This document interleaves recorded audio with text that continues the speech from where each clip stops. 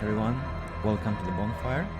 Here is Andy, and today it's part number 5 of investigation. And let's jump back to the game. Yesterday we had quite an intense night with all the inventory items and conversations in Dark Martinez, Revachol, and we have around 3 conversations left. One with this lady, representative of Wild Pines, and we have a conversation with Measurehead, and we have a conversation with King Katsuragi, of course, himself, which probably will be a long one. And I guess then we'll be able to finish this first day of investigation. It took us a lot of time, but we were really profound. So, let's start our talk. A striking woman leans against the cabin top of her sailing boat, smiling as you approach. Her green raincoat glistens with droplets. A silk scarf is tied around her throat. Good evening, officers. I'm Joyce. She extends her hand in greeting. Joyce L. Messier. I represent the board of Wild Pines, the owners of the harbour. You gentlemen must be from the RCM. She steps closer and holds out her hand over the railing.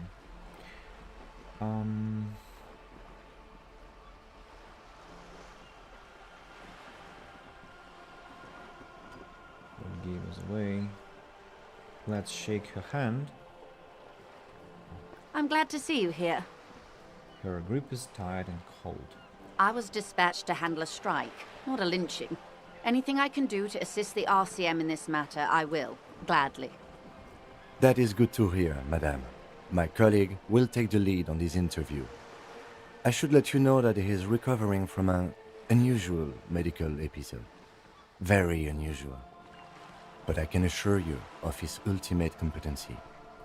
There's a trace of irony in his voice. Mischief, even. This is a tactic. How interesting. I wish you a swift recovery. In the meanwhile, you have my full cooperation, and the full cooperation of the Wild Pines group. She turns to you unfazed. You're on a boat. Why, yes I am. She looks at the deck under her feet. Green and white sails flutter overhead. Not a lot of people on boats, are there? Of course there are. We're on an archipelago. How else are you supposed to get around? There is a pinch of defensiveness in her voice, but it is playful. Wait, we're on an archipelago. Look around. Yes, we are. We are on Le Caillou. She raises her brow. Kai, I thought we were in Revachol. We are. And the city of Revachol is on the island of Le Caillou. Still, haven't seen anyone else sail a boat around here. I haven't seen anyone else drive a souped-up Capri Kenema motor carriage either. Actually, that motor carriage has been specially issued to serve as a patrol and pursuit vehicle. Lieutenant becomes defensive. It's for crossing long distances in the greater Revachol industrial harbor. It's not a toy. Neither is this. A toy, I mean. It's a machine for crossing long distances in the Bay of Revachol, between the city and the islands. You need to make this lady admit she's only riding around on this boat because she's rich. Why? Why what? Stop thinking. Take her down. It'll come off like I'm envious, and I'm not. You're not? Okay then. Just keep on admiring the boat then, unburdened by envy. Does she have a name? The boat? No. It is called Cordelati 19 because that's the type of sloop it is. The word "it" feels strange. Such a beautiful boat deserves a proper name. Cool, but your boat really needs a name. Okay. How about Cordelati 19? Why? She taps on the side of the boat. It makes a hollow sound. Because it was manufactured in Revachol East by a company called Cordelechi, and its hull is 19 paces long. She makes a point of being unromantic about it. How about Dolores? Why Dolores? After her innocence, Dolores Day. I'm not really big on moralist symbols. I think I'll stick with the factory name. But thank you. Okay, no problem. What kind of boat it is? It's a pleasure craft, a 19 pacer. It also happens to be rated for Category 1 racing. Though these days I mainly use it for business. How do you like it? My sloop? I like it a lot. It's the eel's hips, baby. Her lip curl into a wry smile. I'm enjoying this part of the interview. It has so little to do with the murder we're investigating. Oh, come on, Kim. I My really tactics. do, the lieutenant thinks. Is she thrown off yet? He's looking at the woman, assessing her. Do you have a license for this boat?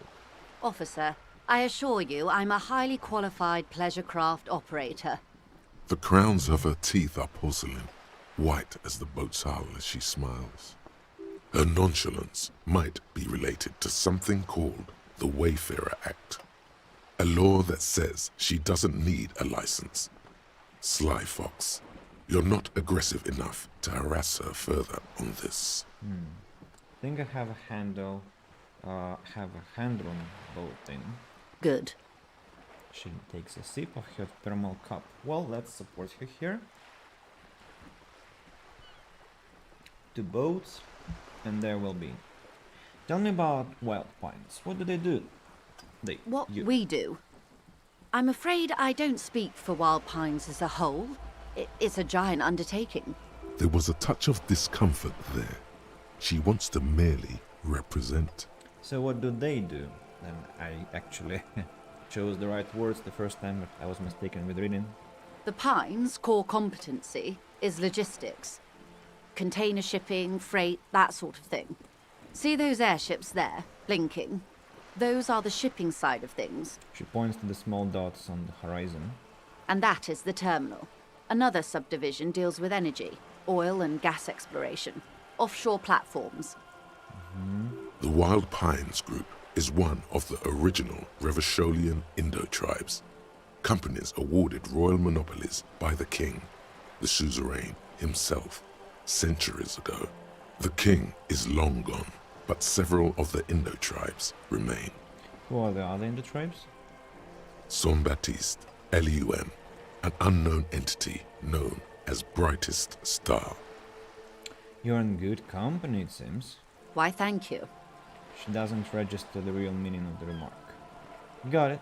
Tell me something else.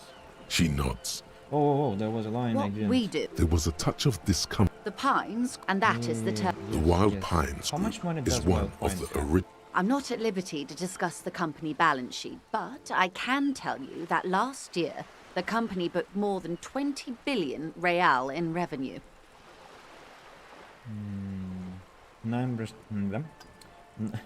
Money I owe so much less than that. Yeah, let's go with this option. Yes, past a certain point, numbers begin to seem imaginary, but they are quite real for the 72,000 employees who depend on Wild Pines for their paychecks. A conglomerate the size of Wild Pines is like a shark. If it stops moving and growing, it will die. Then what becomes of those 72,000 families?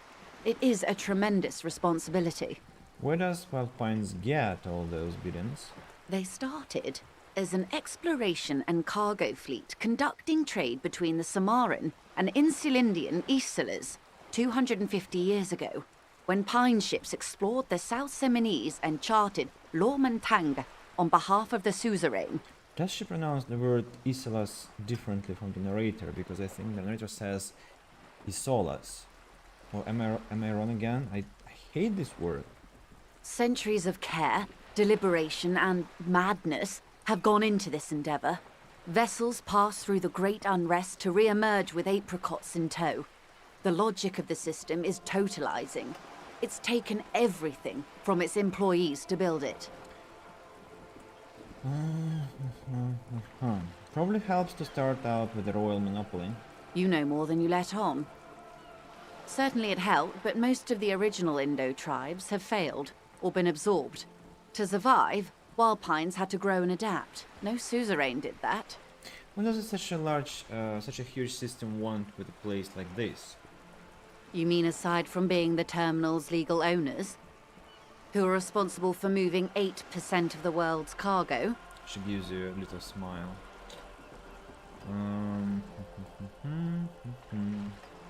8% of all cargo in the world? That's quite an endeavor indeed. There are no minor cogs in the system. Each terminal must be accounted for, lest the entire system break. Every hiccup in such a system means thousands lose their jobs, the world over. I'm here to assure that doesn't happen. With your help, hopefully, says her warm tone. Do you know something about these tattoos? Showed her the photo. That's the man who was killed. She I'm afraid this is a discussion for once we've cleared the lynching question. She almost takes the photo, but then stops.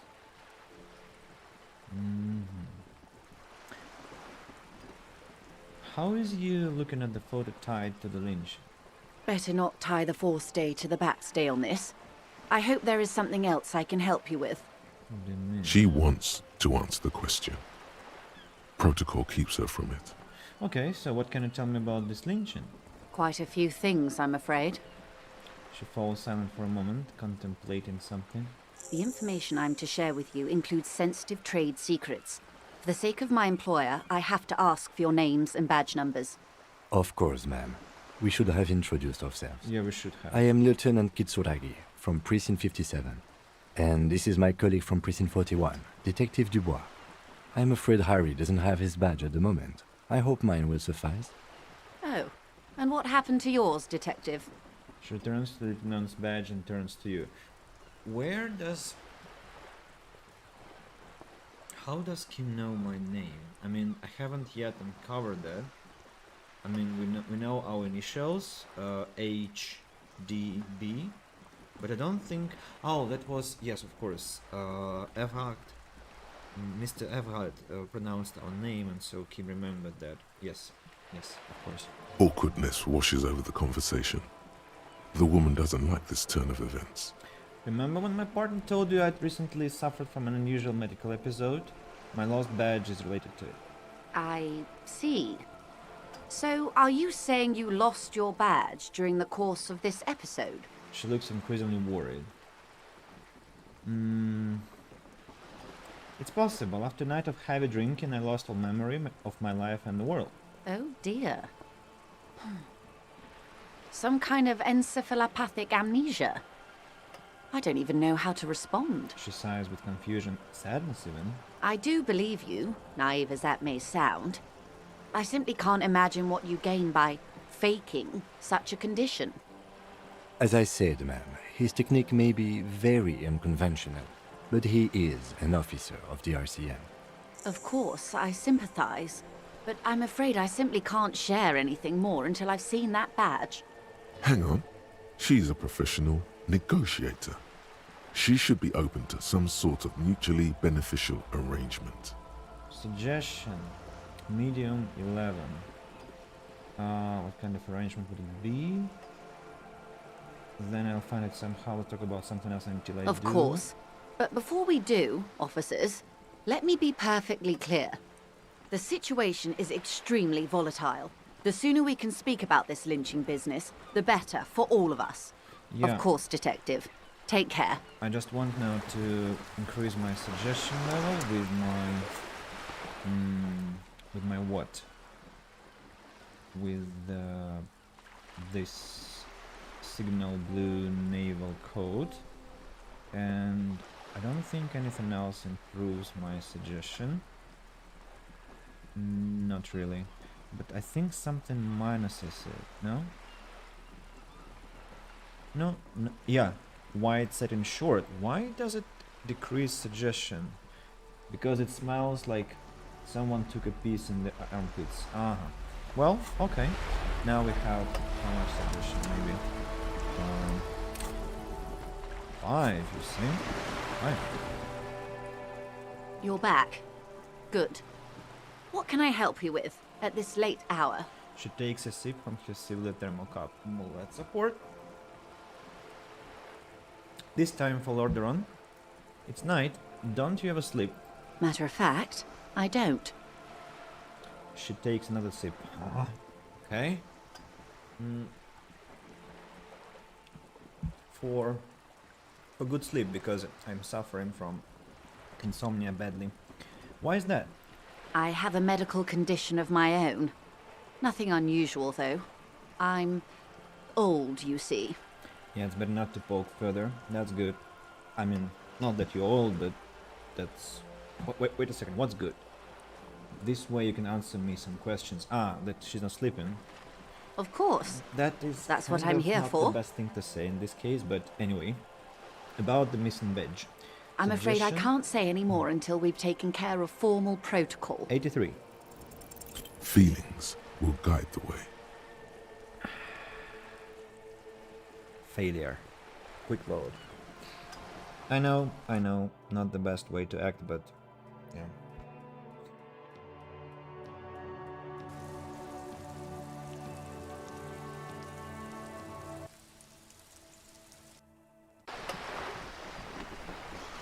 Back to the conversation. Don't you ever Matter of sleep? fact, Why is that? I have a medical... Of course. That's what... Missing I'm afraid I badge, can't say any more suggestion. until we've... She's a negotiator. Just float a favor at her. Insinuate. Surely there's some other way to demonstrate our law enforcement's credentials. I will be frank with you. If I'm going to break protocol, I need to be able to justify it to my superiors. They're going to want to see something very tangible. You're in, but expect her to drive a hard bargain. Like what? Reports from inside Terminal B suggest it's a hub for the local drug trade. This is an open secret in Martinez. The Union controls the terminal, so it goes to reason. They're profiting from this trade. The company has tried looking into this matter before, to no avail. Perhaps someone with your authority and resources might turn over the right stones. Or you can recover your badge. Though if I may be blunt with you, it sounds like that may be a lost cause. Detective, a word in private before we continue. Excuse us for a moment, ma'am. Kim, I'm listening. See the game first.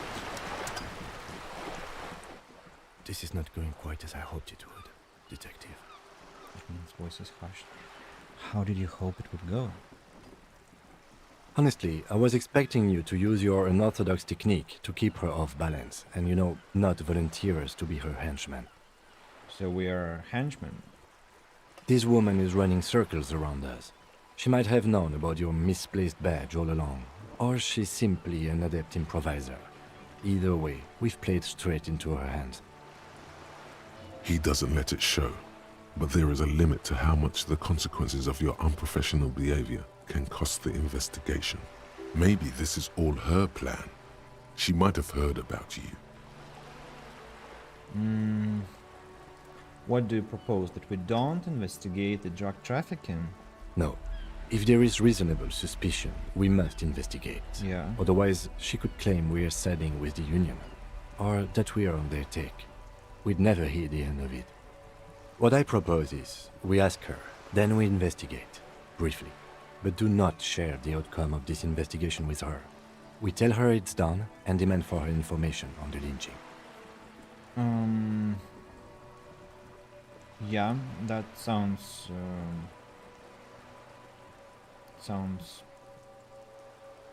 reasonable, and also the company must have more years on the ground, so she could have known about my condition. I wouldn't go that far. Her reaction did come off as sincere to me. No. I think she's just quick to adapt. She's a professional, after all. Maybe, but some people are damn good at improvisation and mimicking it. You're back. Good. What can I help you with? What can you tell me about this strike first? Everything. Right up to, but not including, trade secrets. Wait, what if I want to hear about trade secrets? First, you'd have to repeal the Emergencies Act of Trade in Elements. That gives me the right to silence. It's quite the octopus. An octopus. I'll slay it. No. How do you repeal it then? Why? By throwing off half a century of foreign domination under the Coalition. Unfortunately for you, the Coalition also leases you the right to police West Revachol. You'd be shooting yourself in the foot, in other words. I see. But I am derailing us. You wanted to know about the strike. What is your role in this precisely? I believe the official title is Senior Labor Negotiator. In practice, I'm a grocery clerk. I relay the union's demands to Wild Pines and return with Wild Pines' counteroffer. And how are the talks going? They're not. That's the problem. The union stopped all negotiations a week ago, after that awful lynching took place. Now they won't even let me into the harbour. There's a 2-meter-20 racist behemoth blocking the gates.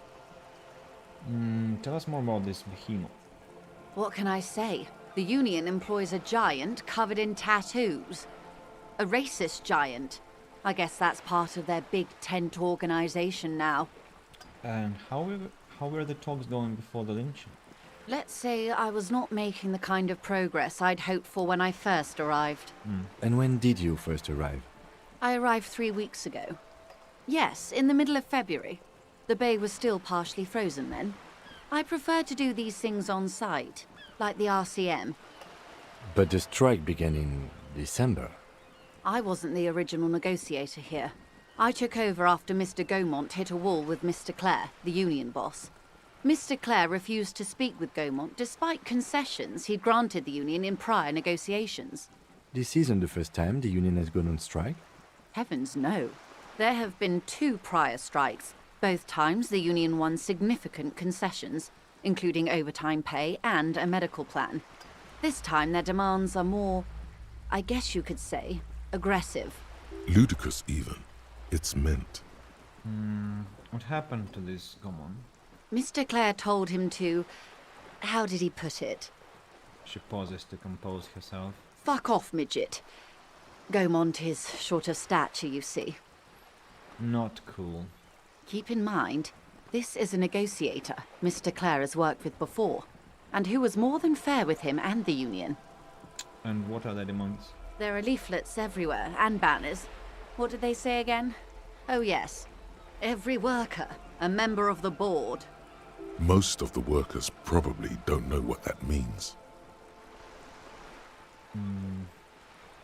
I think it seems like they have no idea about business. In its defense, another said, demand democracy. Pretty tame stuff compared to every worker, a member of the board.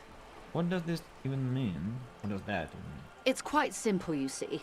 Every time the Wild Pines group makes a decision, about what? About anything really, it needs the signature of each of the 2,200 workers in its Martinez terminal. Just so you understand, this is but one of 22 terminals owned by Wild Pines. Essentially, not only are they kings of the company, they are also kings of the 72,000 employees of Wild Pines Group. That's pretty funny, have to admit. They're having a blast. But how can they afford it?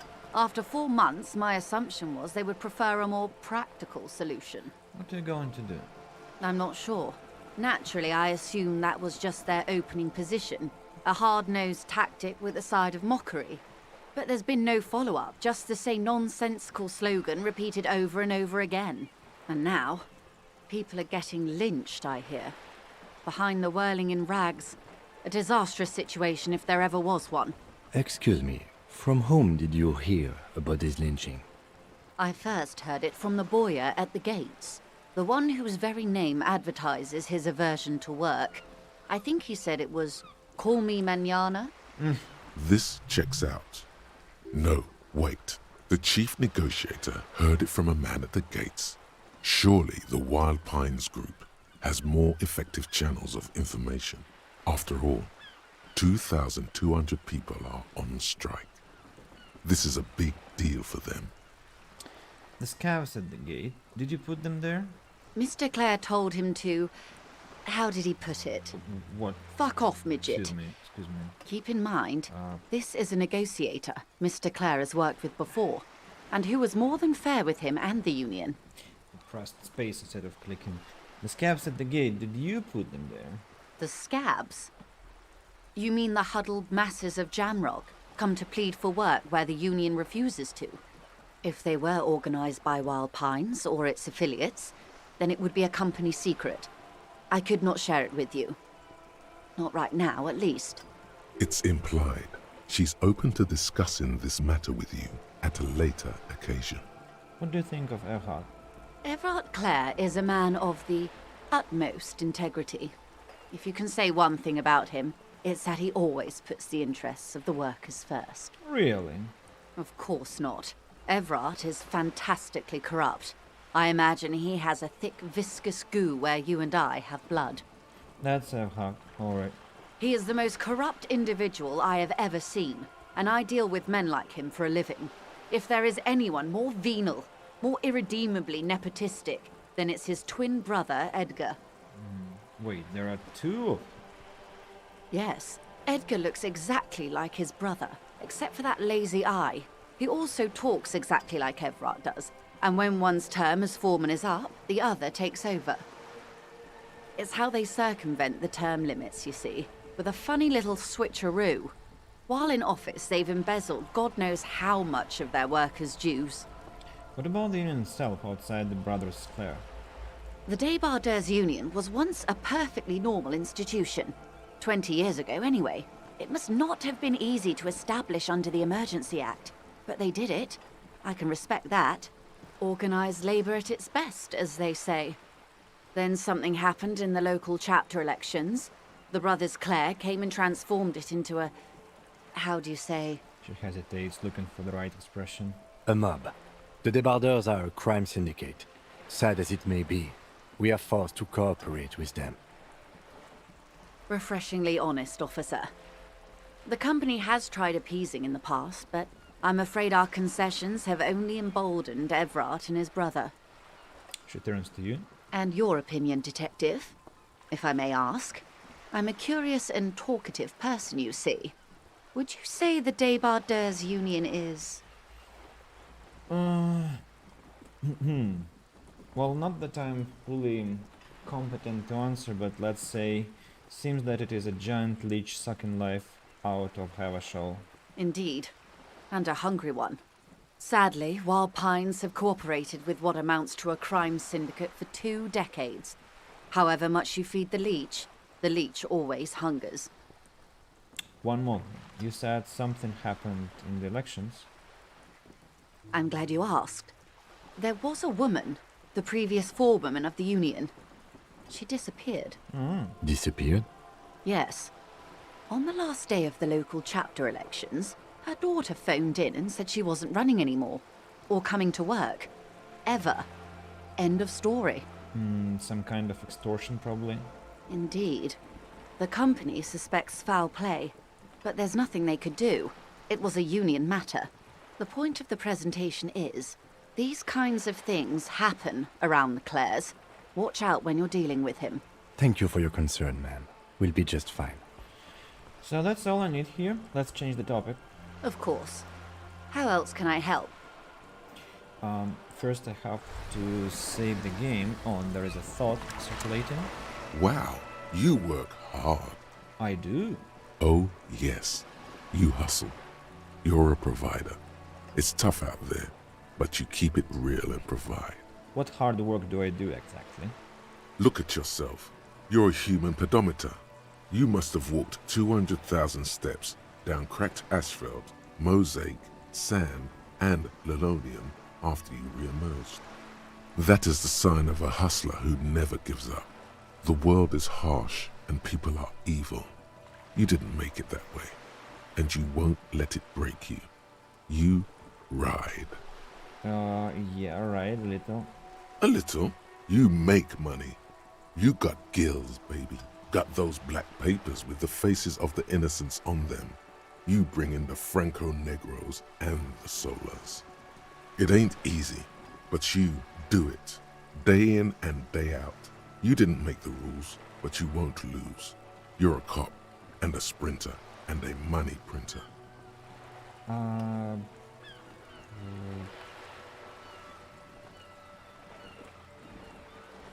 What?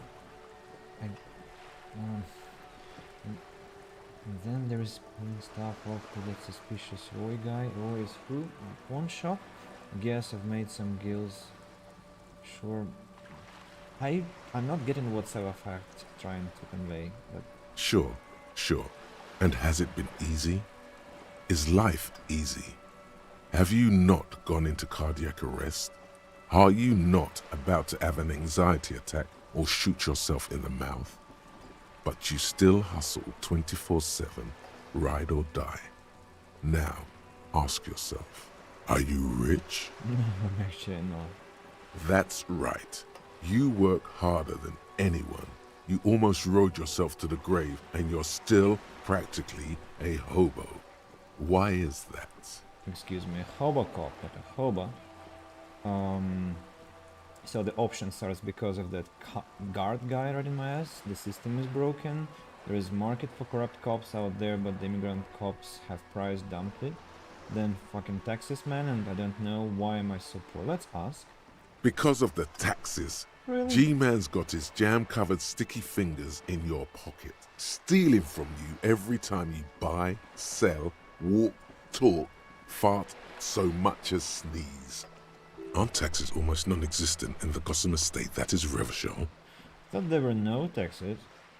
You and I both, but they got those indirect modes of taxation. Sales tax, excise duty, extraction tax. This tax that doesn't even have a name. Plus, there's the stuff people in other countries pay for that makes them ask for more money from you here. The Gotham estate's a myth. In total, the coalition government is taking 98% of all your money. I guess I'm a free market fundamentalist now. Are you sure? That seems like a pretty big number, and this isn't helping me solve my money problem, it's only making me into a free market type. Well, are you sure? That seems like a pretty big number.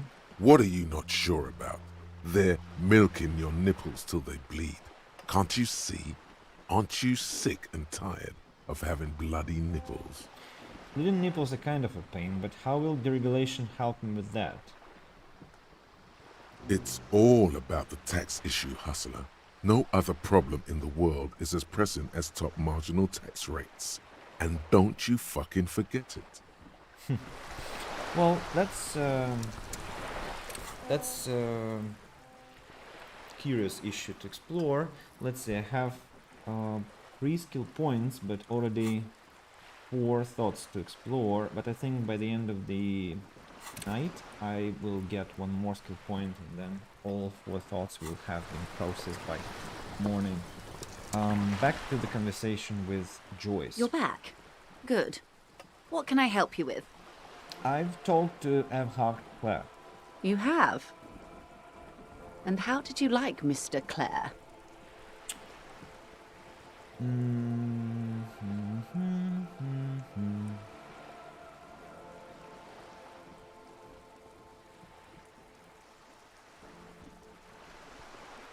Well, we have been quite sincere with her, so I cannot just give her this stock answer. It's not important if I like him, I was doing my job. I was quite clear in my message to him. Should I disclose that? I kinda trust her, I don't know why.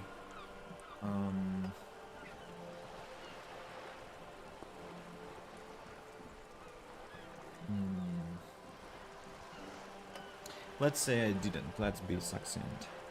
Oh, come on now. He has his uses. How else would he have stayed in power all these years? Or wait, actually, She answers her own question. corruption. That's how he's done it. Fantastic, Worm-like corruption, reaching into the bowels of the earth. She looks at the ground and nods. The position of my unusual colleague does not reflect official policy. I hope you understand. The RCM does not pick sides. Of course. And I don't expect you to share anything he told you with me. I'm not a corrupt Worm myself. However, if you felt like discussing something, how could I stop you? Are we not human? Are we not curious to hear another person's take? It's only natural. We would only be gossiping. Intellectually speaking, it would be quite interesting to hear what she has to say about these things. Yes, your disgusting necktie agrees completely. Let's gossip. Let's talk about something else for now, if you don't mind. Of course, Detective. Should something come up later down the road, don't be afraid to drop by for a chat. Until then, is there anything I can help you with? So, drug trafficking, what's that? It's quite straightforward. Someone is using Terminal B to smuggle raw ingredients from the Samar and Isola into Revachol with the Union's blessing. Wild Pines has suspected it for years. Ingredients for what, ma'am? Meth and dextroamphetamine, GBL, and various synthetic psychedelics. Honestly, it might be quicker to say what you can't make from the stuff. Let me get this straight. The materials come from Samara to Revachol through the terminal. Yes. After they clear the terminal, we lose track. The actual production is taking place at various sites in and around Jamrock Quarter, north of here. Wild Pine seems to be well apprised of the local drug trade, ma'am. Do you mean to say the Union also produces the product? Sells drugs, I mean? We're in logistics. It's our business to know. And no. As far as the company knows, the Union does not produce it. They transport the ingredients for a cut. You want us to investigate? Yes, but you won't get anything out of Evrat and the Dock Workers Union. Still, every chain has its weak link. The handoff. The motor lorries at the roundabout. The lorries. Precisely. Someone needs to move the ingredients from the harbour into the city. Once they reach Jamrock, they're distributed to a network of local manufacturers well beyond our grasp. But in transit, they're vulnerable. How convenient that they're stranded like beached whales at that roundabout. Perhaps you've noticed that a number of lorries are tangled in a traffic jam at the roundabout just now. Interview the drivers who are still hanging about. One of them might be waiting for a crucial shipment. She gives you a knowing look. I'll be explicit. If you find this driver, I will share company secrets with you. Uncovering Union secrets could also give you an upper hand when dealing with them. Why didn't you come to the RCM earlier? We did. On more than one occasion. Apparently, there's some sort of inter-precinct disagreement about whose jurisdiction this area falls under. We know the company has launched its own probe into the Union's alleged involvement. We also know it's come up empty. It's not just the RCM. No one's been able to find any hard evidence. Well, here's your chance, officers. She smiles and points toward the roundabout. It's no coincidence that lorries are stranded there like that, is it? No. We asked East Motor Track to raise the drawbridge. The road company is a partner of one of our subsidiaries. However, She pauses, looking to the sea. this is a limited time opportunity. Once the complaint has been processed by the Trade Committee, they'll have no choice but to lower the drawbridge, and the operation will continue. She looks north. Thousands of litres of raw ingredients will pour onto the streets of Revachol. Not the east across the river, but the west. The vulnerable, the weary. Well, at least this solves one mystery. What is that, Lieutenant? Why I had to call East Motor Track and beg them to open a drawbridge for me. I'd wondered since I first drove in, on my motor carriage. I am sorry for the inconvenience, Lieutenant Kisaragi, but we need them trapped here. This is a unique opportunity. I'm sure you understand. What proof do you have that the Union is involved? How do you think they're financing this strike? There are thousands of unpaid dock workers going strong for the fourth month straight. Makes sense. There was a shakedown of local businesses preceding the strike. Many were squeezed to bankruptcy to fund it. With all due respect to these desert cacti, the contents of a few cash registers cannot provide for 2,000 men. The local businesses can scarcely provide for themselves. So I think the strike is being funded with source ingredients for drugs. Precisely. Smuggled out of that very gate at night, most likely, then loaded onto lorries and driven to Jamrock. You simply need to find one driver who will open up to you. It sounds like she tried looking into it herself, though she's clearly not the type your typical lorryman would confide in. I see now that I should have talked to her earlier about this drug trafficking issue, because that way I would have been able to interview people in the street before they went to sleep. So I messed up here. Well, that is apparent now. Not that I have messed up in other cases, I hope at least, but this one is a lost opportunity. Too bad, but let's proceed anyway. We already have some suspicions that one of the drivers was present at the lynching. The two might even be connected. Or not. Though, if you have evidence to the contrary, I'm eager to hear it. As eager as I am to share it, Lieutenant, once the job is done. Okay, made up my mind about the smuggling investigation. Yes? We'll take this case, probe the drivers, see what it yields. Excellent. According to my reports, there are at least 3 lorry drivers lingering near the roundabout. Hopefully one of them will know something. She takes a long sip of tea. Let's support. This time, I want to drink to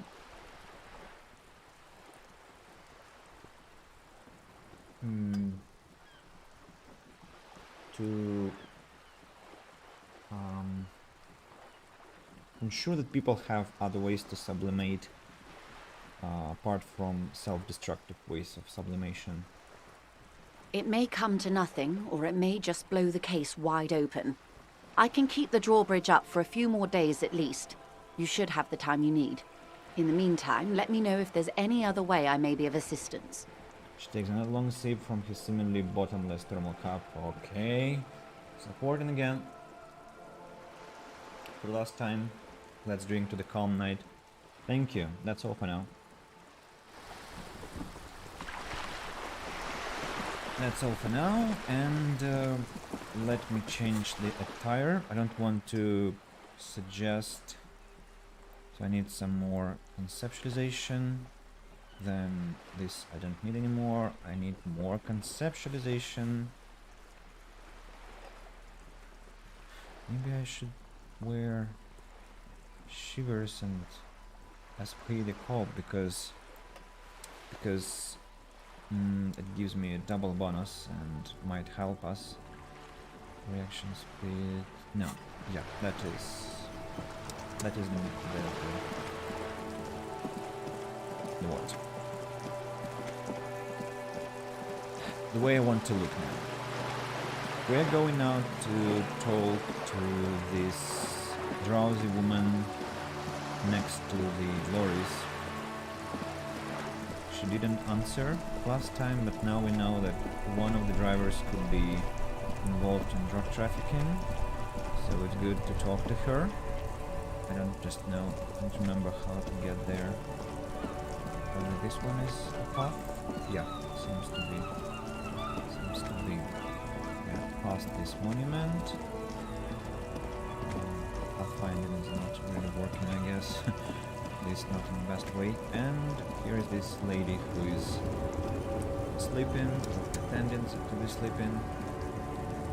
The woman still has her eyes fixed on the photograph in her hands. In the background, the radio plays.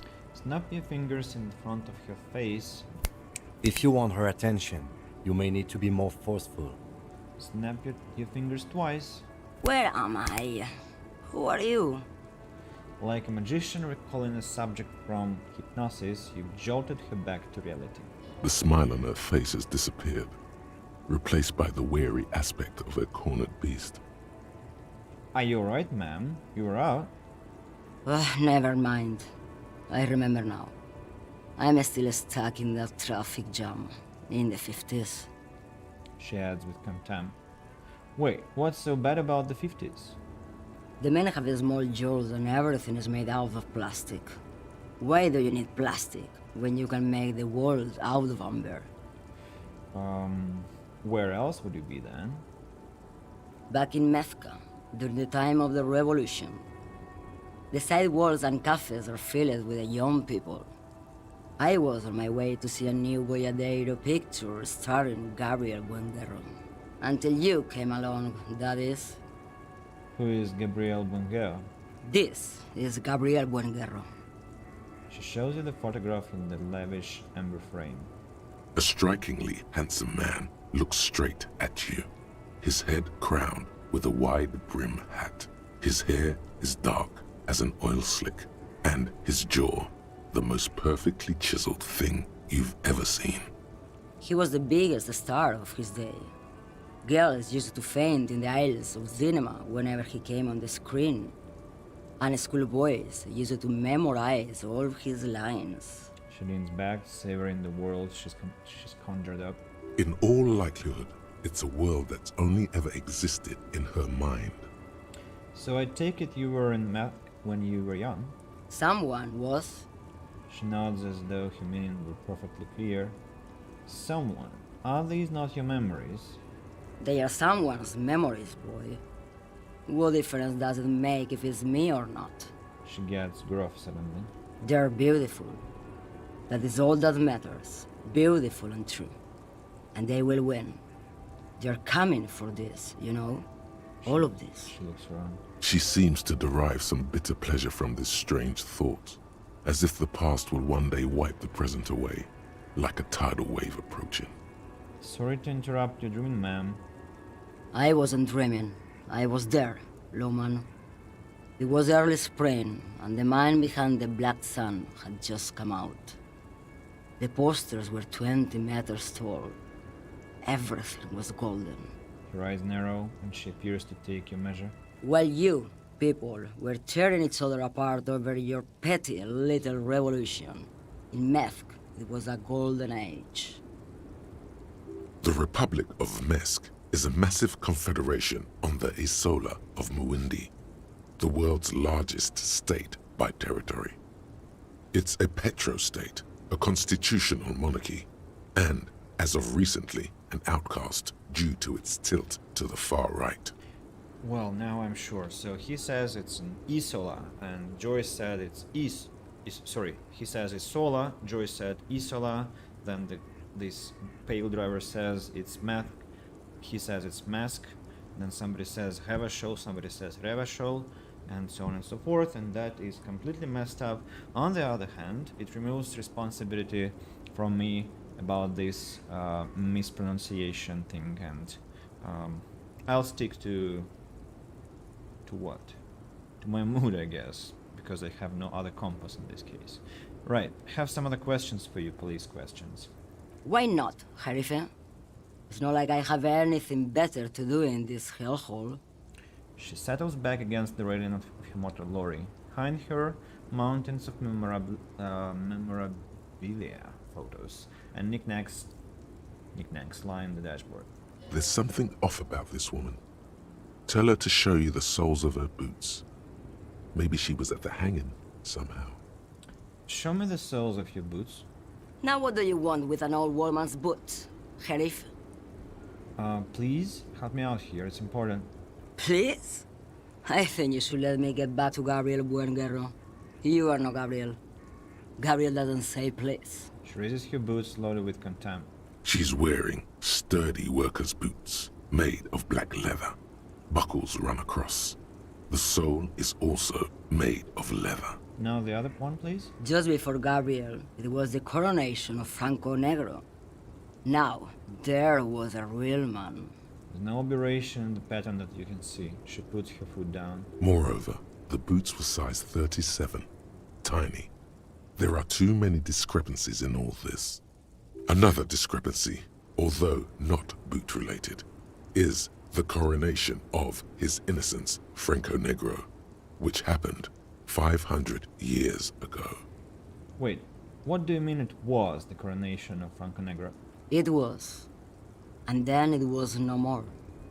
And I was no longer holding my father's hand. He was no longer descending the stairs in Ryle. The crowd had gone silent. Perhaps it was another Sheriff who came and woke me up, looking at my boots, asking questions. Or perhaps it was one of the others in this carnival. I don't remember. As she says carnival, she gestures to the empty square with the statue and the machines. She's not odd soul. These are not the boots that made the prince. say I to Kim. I could have told you that from just looking at them. Her size is 37. The feet of a little girl, they fit well on the pedals. Before I came, you seemed away. She's just a distracted old woman. We should maybe let her get back to her things. No. She's very, very suspicious. So he doesn't think she's a smuggler. You hear that, Lowman? I don't think your partner likes you spending too much time with me. Wait, why is that, Lieutenant? Nothing. I just don't think she's connected to anything. He doesn't want your frail mind caught up in something here. Something unconnected to the case. But connected to this woman tuning out like that. Should you drive a lorry if you get like that? Oh, don't worry about me. I'm one of the best camioners around. I drive routes no one else will. What routes? Lomonosov's Land, Udashnaya Zemlya, the Western Plain. Russian. She nods and closes her eyes again, letting her mind submerge. The Transcatolia Magistral. You for 1A. Adestradas do Mirador. All the good ones. The deep trenches. Where the bluebirds fly. She opens her eyes again and shudders. I'm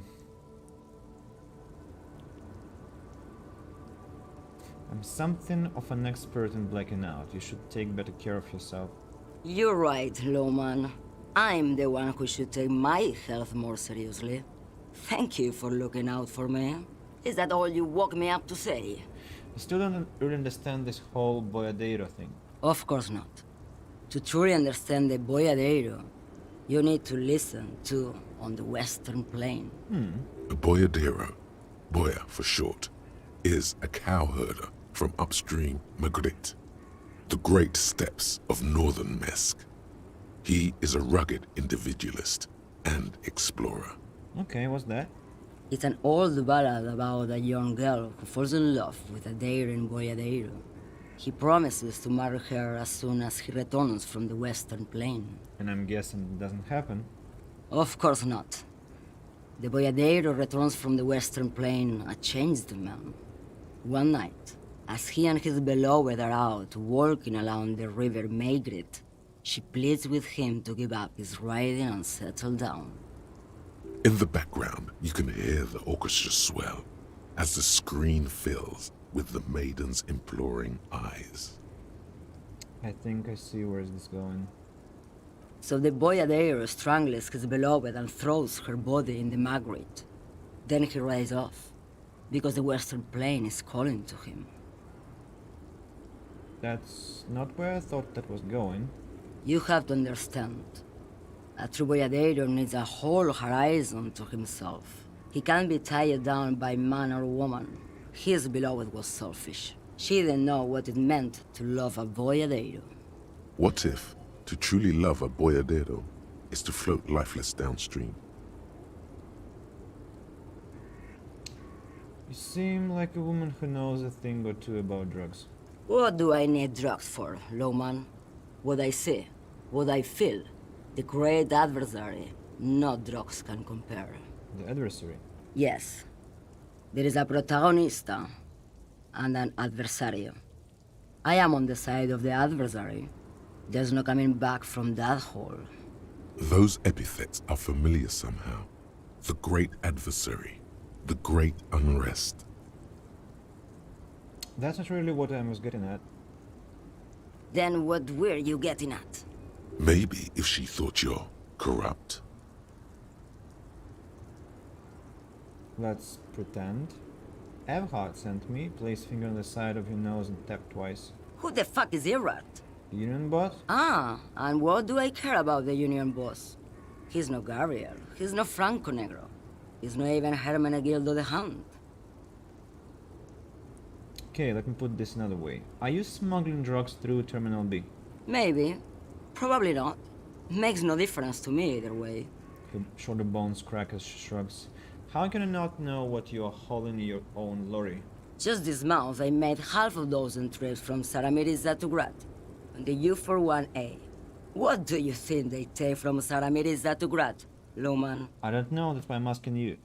It's diamonds, Lowman, obviously. If you had to guess, who do you think is smuggling drugs around here? Easy. He's the skinny man who thinks he's a poet. Never trust a poet. Also, he's the only one I can see from here. She squints across the square. That's correct. There is no visibility of any of the others. Didn't ask about the diamonds, right? I don't care about that. Diamonds are good for you, Lowman. You should try them sometime. Make yourself pretty like Eva de Zoras. Who's that? Okay, if you're not involved with the drug trafficking, then why are you still waiting here? Where do you want me to go? This isn't so bad. I can listen to music, or the seagulls. Look at all the colors and the futures of this world. It's a good palate cleanser, this jamboree. Or I can just relax and let my mind carry me back where it will, to the Great Plains. I think we're done here, no? Diamonds? Of course not. But wouldn't it be marvelous if I was? Okay, but what are you really hauling? Whatever stupid things they put in the lorry, I imagine. So you don't know what you're hauling in your own lorry? I quit concerning myself with that a long time ago. Besides, I don't drive the lorry for the cargo, if you know what I mean. What if the cargo is contraband? Then it's contraband, Lowman. What? Do you want to take an old woman in? Be my guest. Lock me away like Bad Hand Hermenegildo. Bad Hand, Hermenegildos's bad hand, strangled 300 people. What can I say? Some people just really like strangling people. Thank you for now. Yes, go. Enough jamboree. I need to get back to Mesky. To mask? It was math, you said. Okay, her voice trails off. I don't trust her. She is weird, bizarre, eerie, and very, very cunning. But I can't help but stop our interrogation for now. A lorry stuck in the traffic. Nothing here. I mean, nothing new. Unfortunately, I thought maybe some action possible. Now, I want to talk to Measurehead, and we also have to be in the office. Right, stop, Measurehead. So, this is another awful conversation about races. Whoa, you know what's awful? This one, we do it like a endorsement, but hopefully short. Nobody betrays your degeneracy. Screw up. Screw you. Yeah, Measurehead. His body totally betrays his degeneracy. We don't have to go into this now. I want to improve my physical condition. So, electrochemistry, no. Let's use composure. No, actually use these sport things. Then, gloves give me electrochemistry. Let's have half-light. Then instead of conceptualization, let's have physical instrument, and reaction speed here. I want to try and maybe do something about him physically, because Your body continues to betray your degeneracy. Hello, Carinus. What was it? All this talk about revolution, if I heard it right. There is a lot of talk about revolution here, a lot. They all talk about some revolution because this world has a long history, and I would gladly tell you if I understood more, because unfortunately the lore of this game implies that there is at least a book on history here. I mean, if there isn't one, there should be then. And I bought books, in-game books here, but they didn't give much knowledge, unfortunately. So there were communists, there were suzerains, kings who were overthrown, there is a country that wasn't successful, and so there were stronger forces, there were weaker forces, and stronger forces created their own system, which is capitalism, and now a lot of people are complaining about that. So what I can say, it carefully projects what has been happening to, or I should say, what was happening to our world. No, what has been happening to our world for the last 2 centuries, let's say. That's the best answer I can give here. Yeah, and that's just one story of many. Let's say nothing size him up first. Are you admiring my morphophysiology? A ripple of muscle passes underneath his skin. He lets you look.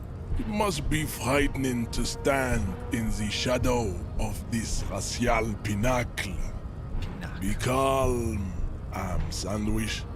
You are not in danger, because you are not a threat to me.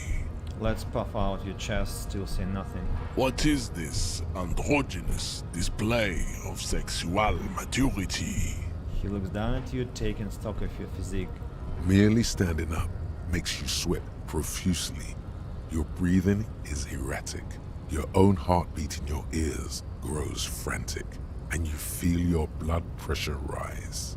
Stop it! You are embarrassing yourself in front of this woman and your pedomorphic friend. This display of weakness may appeal to older women with a stronger maternal instinct, but it is a liability here on Battlefield Martinez. Jean-Luc, his body is betraying his degeneracy pretty hard. Maybe you can ask him to leave. My body does not betray my degeneracy. You have succumbed to Al Ghul. His face contorts in disgust as if he were smelling a dead rat. Revolutionaries, why not just relax and let decay aesthetic world slowly die and chilling? Well, there are people in this location who would agree with you. Not me, but you might find somebody who has the same opinion. You reek of it. An invisible sword of Al Ghul emerges from your throat. You cannot see it, but others can. It is making the woman in my company sick. You're right, I'm an alcoholic. Now I need you to cooperate with me. No, you don't. You need to get another drink. Occidental Haplogroup B4 is done giving orders around here. The influence of the ham sandwich race is waning. Does this remind you of someone? The guy down there? That fat racist over there, point to the racist lorry man, you're just him off the pump in somewhere. Look at my craniology. I am the pinnacle of my haplogroup. The pink blob is a bad example, even of yours. It saddens me. You were once a noble and powerful race. You gave the world eugenics, electricity, and powerful weapons of war like missiles and aerostatic aircraft.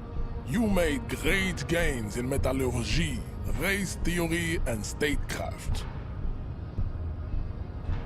Good evening. Game sounds are too loud. Could you reduce the sound in the game a bit? Sometimes it's difficult to hear even behind the right sound of steps. Oh, thanks. Just a second. Let's see if this is going to be better. I used parameter in the OBS. Well, last time the settings were the same. Nobody told me anything, but well, let's see. Maybe it's gonna be better. You dominated lesser cultures, like the deformed Hemians and the inexplicably potato-obsessed Khoikos. But now your ascent to the genetic summit has halted. You are obsessed with sadness and with frivolous pop culture. You will be superseded. Isn't that right, babe? Is it better now? It is, baby, yeah. You know it. The situation is serious. You people have probably killed a man. Enough with this begging. You should leave the stage of history with dignity by inviting the other races to a great world war. Bring your troops to the Simonine Islands and to Boogie Street, and we will pulverize you. When you are gone, we will build a museum for you. The walls will be lined with bottles of Al Ghul, your beloved beverage. Inside, we will store the odes to homosexuality you call art, and your microcephalic skulls. I want to knock him out so badly. You could internalize Measurehead's race theory. It would enrich you rhetorically. Yeah, let's do it. The best idea. Go ahead. Don't be shy. Just ask for race secrets. Failed. Okay. No, better not say anything on this topic. Okay, let's just That's ignore understandable. that. Jean-Luc Measurehead is a sage and an intellectual giant of race theory. Who are you, handmaiden of Al Ghul? Know anything about this mug? He does not so much as glance at the object. Know anything about it? Stop showing me your pathetic cup. I have no interest in it. It got better, thanks. Thanks to you for helping out with the sound. He had nothing to do with it. Isn't Earhart, the union boss, white? Don't be vulgar. White or not has got little to do with this. The race enigma runs much deeper than that. He turns his eyes towards the harbor, seemingly bored with you. Yeah, but you still serve him. How does that factor in your life? Mr. Clare is a man of vision and means. He has the will to confront international capital. Something your race, naivistic communists, never did. Also, to serve is noble. It takes discipline. Your petulant individualism has only contributed to your race failure. It is lax and moronic. I'm no communist. Of course you are, Revacholian man. The failure of communism to challenge the world order is the core of your race fate. All around you, the fruits of its defeat. Individualism, rock and roll music, sexually transmitted disease, above all, rampant multinational finance still reigning large. Tell me, where have you gotten your love of pathetic communism from? Degenerate youth culture? Rock and roll music? Said I'm not a communist, I don't know who I am, but that's one thing I know. Stop explaining yourself. No one cares about your beliefs. The conversation has moved on. Tell me, what degenerate subculture has made you dress in this shameful way? Youth culture doesn't affect my thinking. Of course it does. You are a degenerate individualist and a rock and roll rebel. A pawn of international finance, just like the rest of your ham-colored race. I am not surprised you enjoy it so much. This has happened to many of the side products of the inevitable cultural victory of the Seminese race.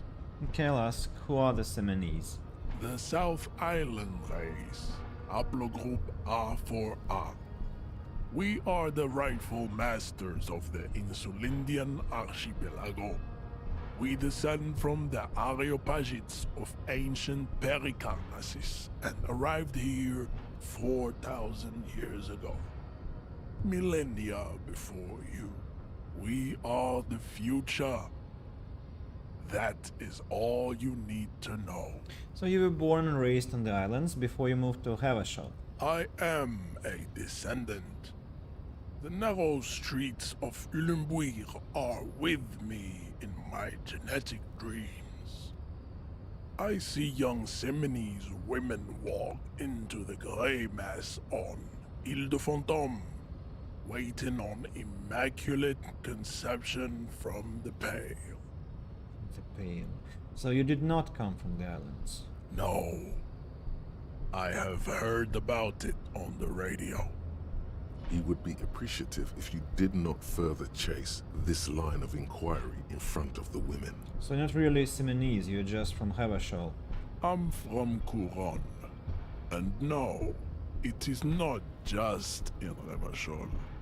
The city is central to the Simonese strategy. Spreading through its trade networks, our culture will dominate the world.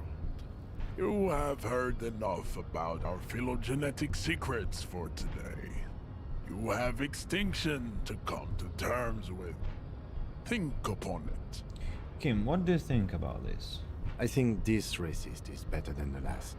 But the next racist will be the really good one. That will be the... How do you know there will be the next racist? There always is. Race is reality. He nods approvingly. What are those tattoos of yours supposed to mean? Racists are generally not very good examples of their race. He gestures toward the lorryman down the street. I am not like them. I am craniometric perfection.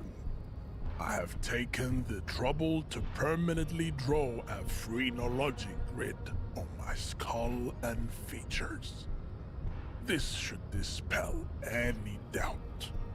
The drawings are precise and look true to their pseudo-scientific ambitions. One thing, however, it is not entirely free of throwbacks in the phylogenetic tree. His large jaw, for example, could be a trait indicative of criminalism. Also, his earlobes could be smaller. Sure. I mean, that jaw is clearly an atavistic stigmata. That atavistic stigmata makes pussy say yes, plenty. Babe, thanks.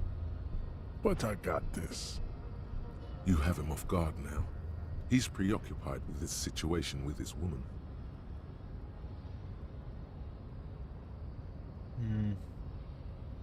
Let's come back to this. Racists. Yes, yes. The drawings are understood. precise and Your look true to earlobes their are too big. pseudo-science. The size of the earlobes is not a real craniometric criteria. Everyone knows this. Your earlobes are flawless, Jean-Luc. That's his name now. Yes. The man falls silent, his face motionless.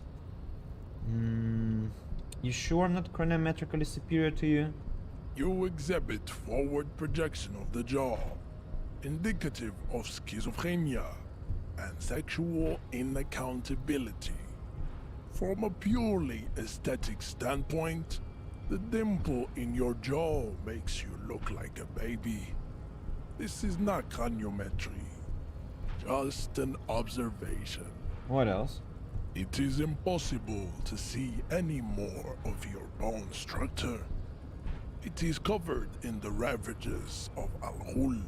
From what remain of your features, I can see fleshy lips, baldness of the head, and long arms relative to lower limbs.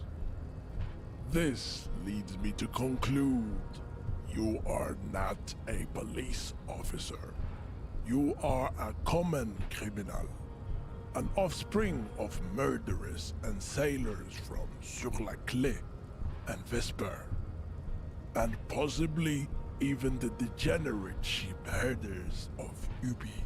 Interesting. So one of my ancestors was Sula Clef and the other Vesper. Your racial heritage is uninteresting. It is the same as all Rivasholians. Your parents and their parents made the decision to reproduce while under the influence of Al-Ghul. That is the only reason you are here. So let's leave. I don't want to talk to him anymore. Too bad I couldn't really knock him out, at least now. But I know it's possible, I saw that. I saw that on screenshots. Ah, at least that has been done. Measurehead is a nasty experience, as nasty as Cuna. So now something more pleasant is coming. For example, but before that we have to change our attire. Back conceptualization, back what? Electrochemistry, savoir-faire, composure. Yeah, let's keep these trousers. And the bomb hat we don't need because we want to have our highest rhetoric possible. Gloves give us half-light, sorry, we need electrochemistry, I think. And instead of the RCM patrol cloak, no, let's keep it. So we are equipped, fully equipped again. We have 3 points to spend, but only 15 experience points to get a level up. So I think we'll do it. There it still is, inviting you to Open the drawer. The drawer opens smoothly. Inside is a well-organized selection of brown folders. Browse through the folders, I guess. Hundreds of documents containing logistical data. 2 kinds of transactions stand out. Materials coming into Revachol from the outside world, from Muindi, Grad, and even Ilmara. And the same materials being handed over to companies inside Revachol. Kuron, Coal City, La Delta, and Jamrock are listed among the many districts where the imports are being sold. Anything interesting? It's hard to make sense of this thicket of company names, dates, quantities, and percentages. You try to focus, but the lines are getting blurry. Volition. I have high volition. Whatever's hidden here is hidden well. Concentration isn't enough. Only a trained accountant with a background in logistics would be able to really make sense of it. However, there is a little handwritten note stuck on the side of the drawer. Look at the note. It appears to be a to-do list written in large, uneven capital letters. Remember, Leo, Everart's shoes, special whirling borscht, water Everart's plants, sweep office floor, more banners. All items on the list have been crossed out and the note itself is crumpled. Borscht. That has always been a mystery to me. Why this Russian dish, or Ukrainian, which is another holy war, okay, let it be a dish of the Slavic cuisine. Why the word borscht, which is from our language, why is it so massacred in English? Why do you have to spell it like, I mean, spelling, okay, spelling is understandable, but pronunciation, why borscht? Why an extra consonant? It's like borscht, it's more simple to say. Maybe it's because of this sh, soft sh, not sh. Maybe. I have to ask somebody. Somebody who says it like that. Turn to the lieutenant. Look, Kim, a to-do note with a list of errands for Erhard. One of his aides must have left it. Nothing incriminating here. Leo is this aide, and we are going up to talk to this Leo. The special borscht seems a bit odd in the list. I know, it's a quest. Take another look at the note. Remember, Leo, Yeah. all items on the list have been crossed Close the out drawer. and the drawer slides shut smoothly. Nice. The next one is the phone. An imposing combination of a punch clock and a payphone is looking down at you from the wall. A note on the side says, "Tokens unavailable due to strike. Use change." The machine swallows your coin and seems to be waiting for your next move. Challenging interfacing. Whoa, interfacing I can improve definitely.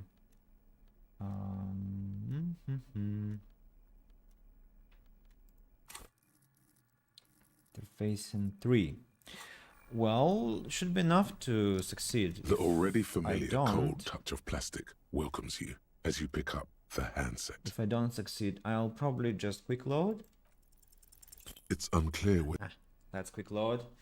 Sorry guys, I know it's not really honest, but I want to maximize the output from the game. Completionist style, as always. The already familiar yeah. code. It's unclear. whether And you once actually- again, we did it yesterday.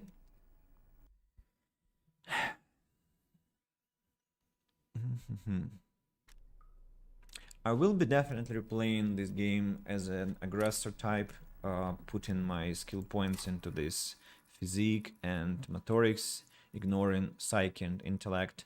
But I'm not sure it will be during like, I don't know if I'm going to stream that because there are other games to stream, and I'm not comfortable with behaving in my worst possible way and showing it. And yeah, so let's The already maximize our familiar options cold now. touch of plastic. Well, it's unclear. It's the third time.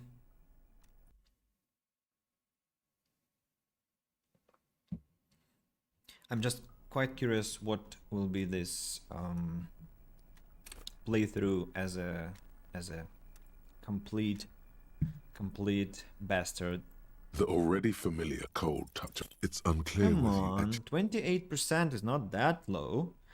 There was a situation in the game I told about that we had 97% chance and I failed, and once I had 3% chance outside of my stream and I succeeded. 3% chance. The already familiar cold touch of your fingers run over the dial pad. 005. That's the dialing code for Revachol. 4952, and a moment of hesitation before entering the final numbers. 993. Interesting. Calling. Okay. Calling. Yes. Still calling. All right. Then. Video Revachol, 24-hour video rental. We rent 8 and 10mm film for home use. This is Lamy. How may I help you? What is this place? Video Revachol is a 24-hour video rental. We rent 8 and 10mm film for home use. This is Lamy. No, meant, what is this place to me? Sir, I don't know. It's a video rental. Maybe you rent videos here. Do you know me? No. Come on. Why did I call you? Maybe you called to extend your rental period? Do you need to extend your rental period? Maybe, but I don't even know my name. If you need any further assistance, you can visit us on the corner of Voyager and Main. I can't help you over the phone. Are we done? He sounds annoyed now. He thinks you're pulling a prank on him. I'm not pulling a prank. The call is terminated by the other party. Come on. You're left with the discomforting sound of the disconnect tone. Really? 4 quick loads. So much anticipation, so much hope put into this. And now I was just cut from the call like that. I'm not going to rent anything from them anymore.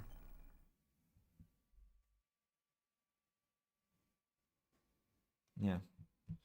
Thanks for the support.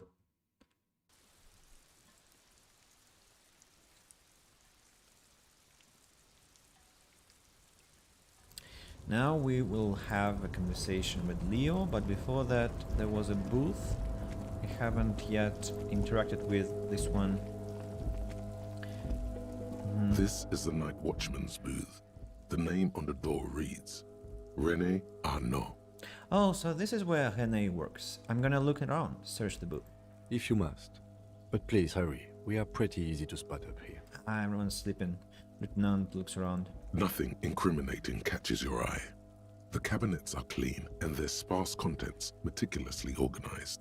There's a framed photograph on the table. Let's take the picture. It's a black and white photo of a young couple out in a street fair. The man, René, is dressed in a Royal Carabinier uniform. The girl is young and very pretty. She is smiling playfully at the camera. René looks like he's about to smile. This photo must be tied to some good memories. Why did you take that picture of René? I'm going to ask about him. I'm going to ask him about it. You're really interested in that old soldier. Not sure I understand your fascination, but sure, as long as it doesn't take up a whole lot of time. He remarks, surprised. So I can't sell that photo. No, I can sell it. I can, but I'm not going to. On the other hand, if I sell this photo, I'll have enough money to buy the speakers from that pawn shop and have some music played. Or not, because I don't have a cassette to play. And probably it won't be enough, so I won't be able to pay for my hotel room. So let's keep the photo. Let's not be a jerk and ask Renee tomorrow about this black and white photo of a couple posing in front of a Ferris wheel. The girl is young and pretty, the man clad in fancy uniform and smiling. On the back is a very steady hand. On the back a very steady hand has written the words Have a Shall Fair, summer of 91.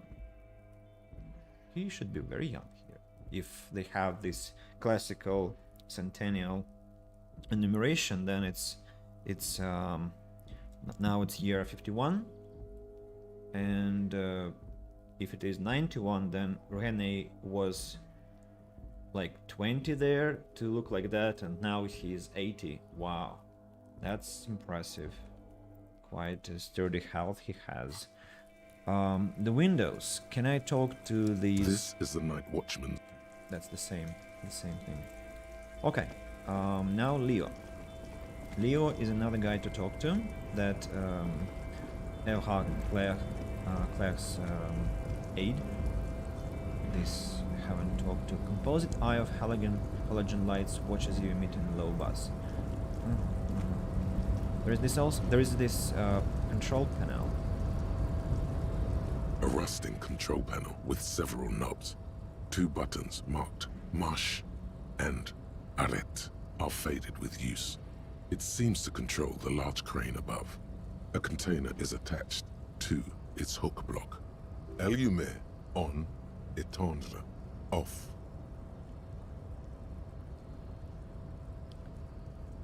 Another voice acting bug here. That wasn't the words that are here in the line. With a loud grind, the crane shifts overhead, moving a massive metal container through the air. Okay.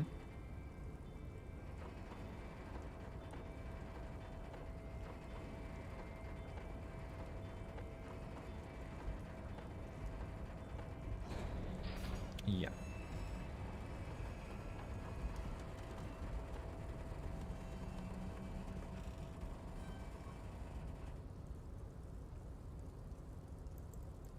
And, with a surprisingly quiet thunk, the crane places the container down. The harbor sleeps as the strike rages in the distance. The crane can rest again, now that its purpose has been fulfilled. Its purpose? What do you mean? Moving this container, of course. For this purpose it was built. For this purpose it has acted. And now it will rest. I can't see how that was worth the records, except for seeing the crane in action, which I admit was satisfying. He looks at the crate. Let's press the second button. The crane does not return to its original position. It does not move at all. Okay. I know that you can't open this container until you've talked about it with Earhart, but let's anyway interact. Before you stands a cargo container, just one of many in the yard. Lieutenant, I think there is something special about this container. Is this like your thing with that wall again? Maybe, I can't tell. I think we should investigate further. You do? Because I don't. What? Why not? There are 1 million containers here. Why are you fixating on this one? Let's inspect the container. Maybe there is contraband in there. Or let's say first, I don't know, Kim, but it feels very, very special. It's a cargo container, detective, just like all the others. He doesn't even look at it. We are not here to interact with containers. We are here to talk to the Union, right? Let's knock on the door. No reply. Let's open the door. You attempt to turn the handle, to no avail. The doors seem to be mechanically locked. To your left, the lieutenant considers your actions with some puzzlement. Okay, nothing more to do here for now. Well, I know what we should do, but I won't spoil that. And I believe we can't talk to Earhart at night because he has left his office at this time. On the other hand, he might have left something useful inside. But first, let's talk to Leo. Container, container, I'll turn you nice and red. Container, container, put the logos on. The lyrics to this container song are being made up as he goes along. Cringy. The accent is so thick, it's impossible not to notice he's Ubi, from the vanishing peninsula of Ubisunt on Muindi. Container, container, used to be Wild Pines. Container, container, now belongs to Everard. Well, that wasn't too bad. The tiny man is so engaged in his work he doesn't notice you. Hi. Everard, Everard, Everard, he looks after everyone. Huh? Well, hey there. How can I help you, mister? He smiles. The look in his deep blue eyes is as sincere as you've ever seen.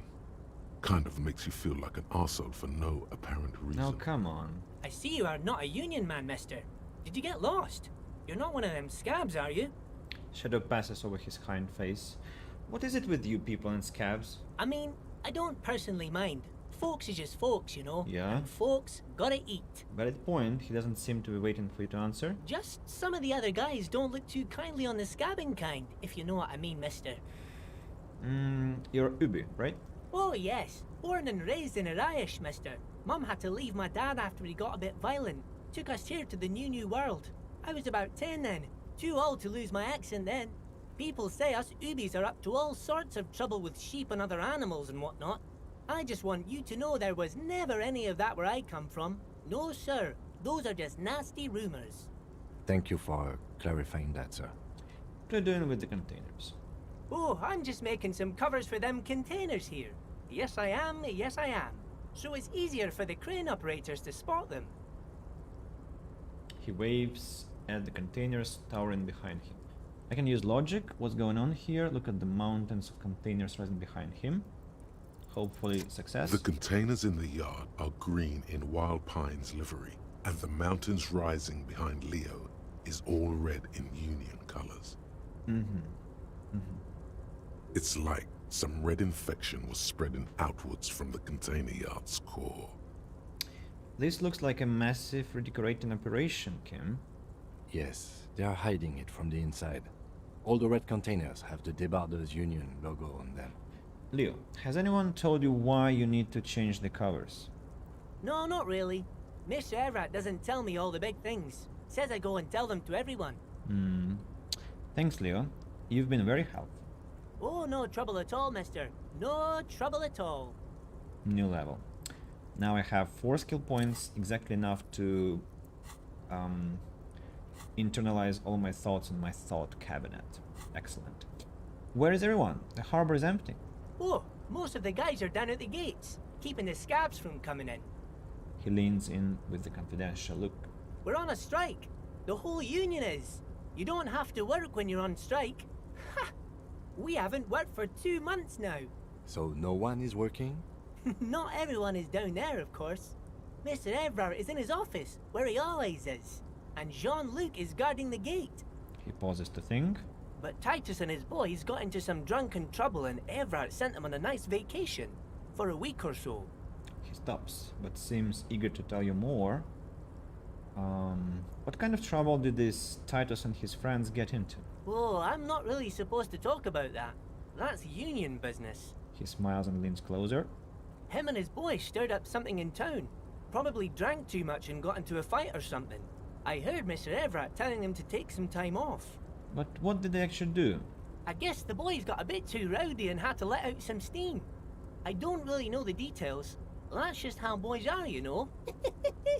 I haven't been in a fight since I was in middle school. Easy, Leo. Let's keep this on the hearties. He looks to you for assistance. Look at him. It's not gonna be anything useful anyway. Don't fight it. Better to go with the flow.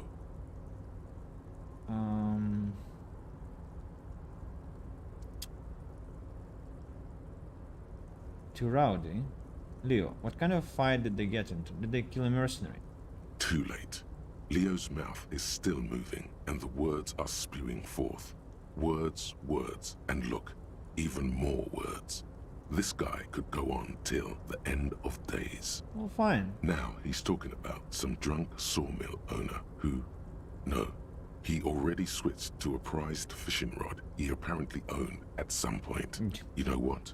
Just cut in there with your questions. Do you work here? Yes, yes. Everybody needs a job, and this is mine. I'm Leonard, by the way. Leonard Bellick. But everyone calls me Leo. Good that you're not Nico Bellic. I would be in trouble if you were. Little man raises his hand in welcoming gesture. I'm like Mr. Everett's right-hand man when Mr. Edgar is out of town, and Mr. Edgar's right-hand man when Mr. Everett is away. Actually, Miss Beaufort is the right-hand man, but she's a lady. Lady? Who is this, Miss Beaufort? Lieutenant looks up at Leo. A real pretty lady with a skin like those douce sucre candy bars my missus likes so much. Them are real nice to suckle on once the dinner is done and me and the missus sit down beside the radio. But I can't listen to the radio all the time. There's so much to do around here and I'm always busy keeping things running here. Yes I am, yes I am. Stay on this Miss Beaufort topic. Hold on. Who is this Miss Beaufort you mentioned? Oh, Lizzie. She is a real sharp tool. Mr. Everett put her through some fancy school and everything, east of the river. 4 years she was gone, and when she came back, she was all fancy and lawyerly. He respects that word. That's obvious. But she's a real nice girl. Grew up in this here neighborhood, knows everybody and gets along with everyone. Real pillar of the community one day, I'm sure. For a fraction of a second, there's sadness in his eyes. If me missus and me was to have a child, I'd be real happy if she turned out like her. But she can't have kids. Dr. Lemaitre said so, and she knows about such things. Been a doctor for almost 50 years, she has. He sighs and falls silent, watching you meekly with his blue eyes. So Everett trained a lawyer named Miss Beaufort. Interesting. I think you are doing a great job around here, Leo. Yes, this place really seems to run like clockwork. Keep it up, Leo. Lieutenant smiles at the little man. Well, thanks a lot. Coming from you, it means a lot, really. Didn't think it was possible, but the smile becomes even wider. Sometimes I feel some of the guys don't really get how much I bust my ass for them here. But you guys are alright. The white rectangle on your clothes might not mean an awful lot in Martinaise, but the recognition from an authority figure made Leo's day. Are you the Leo who wrote the note to make more banners? Oh, yes, yes. I leave all kinds of notes for myself. That old head of mine ain't so good at keeping things in no more. I almost forgot about the borscht. What was it about the borscht? Oh, yes. I've been taking special whirling borscht to the men every day since the strike started. Little guy chuckles merrily. It's very, very good. Makes a man feel so warm and happy. I feel like I could take on Mr. Renadan's boar dogs every time the lunch is done. He shakes his head with a wide smile.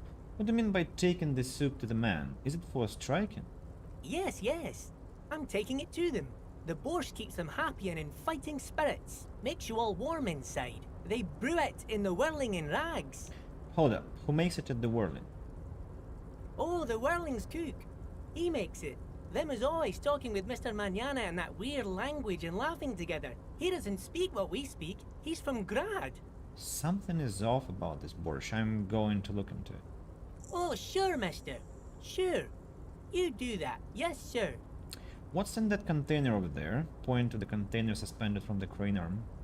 Oh, that one. That should be empty as far as I know. Lots of containers here have nothing in them. They're just waiting to be loaded up. Told you. No. Come on, Kim. I know what I'm talking about. Bye-bye now. Bye-bye, Leo. Have a good night. Let's pay a visit to Mr. Everhardt's office and hope that something will be inside. Something that will give us a lead, or... I don't know. I'm not hoping for too much, but... let's check at least. Maybe he left some important note or forgot to... Oh, whoa. There is a thought. Yes. Look, something forgotten on the coffee table. Where? I think that's old. That's an old thought that should have popped up when we entered for the first time, and now it's obsolete, unfortunately. Yeah, is there anything to pick up here? Maybe bottles? Bottles at least to loot? No? No? I guess Mr. Ephart is not the one to leave evidence lying on the table at night for the police to come and pick it, but at least we tried. Let's come back.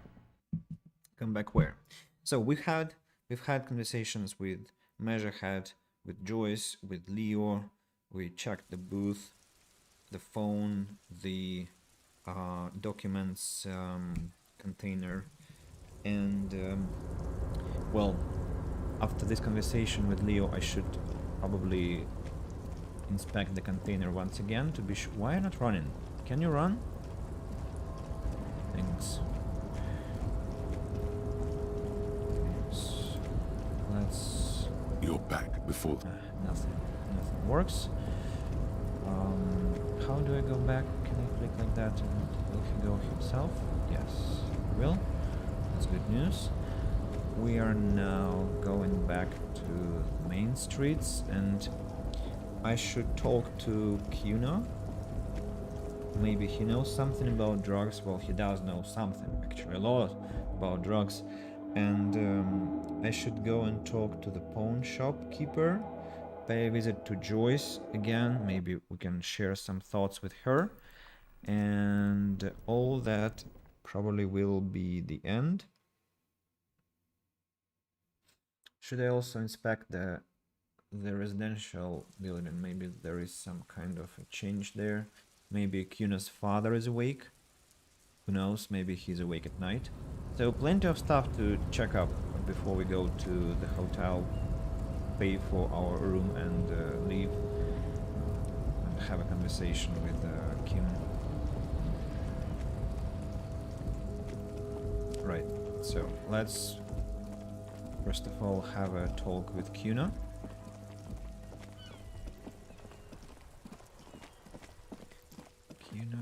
Kuna.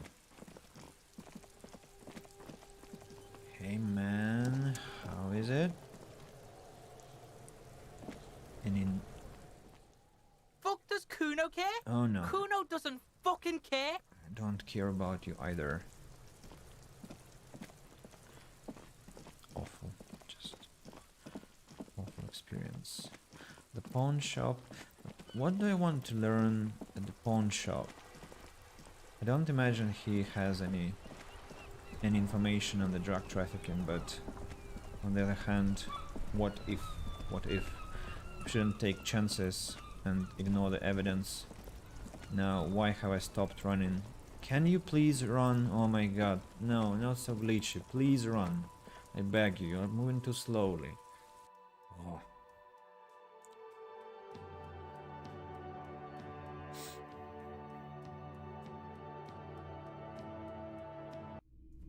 Okay, so Hello. nothing. Absolutely nothing to talk about. Then we are going to Joyce on her boat, share with her what? Some news about the repainting job, I guess. Might be interesting for her. And maybe about Borscht I should talk to Gok in the Burning Rags.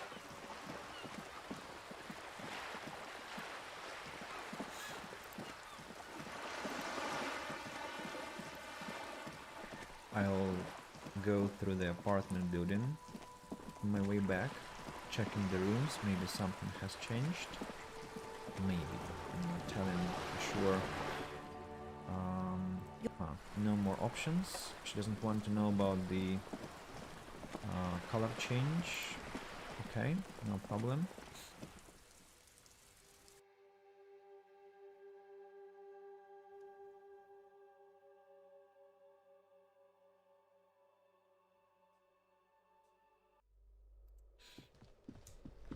Anyone here? No. Yes? Master Investigator, you just can't keep yourself away from locked and hidden places, can you? What do you mean? Nothing, nothing. You're right. Get in there. Deep. Invade every personal space. Break every lock. It's my duty as a cop to investigate every square inch of this world. Attaboy, the world's secrets were made for you.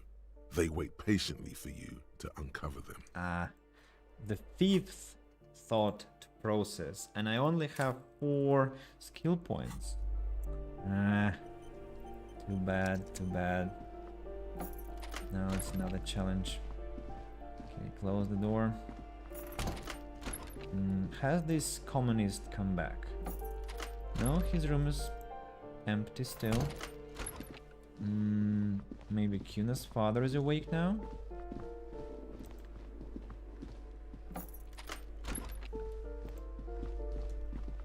No.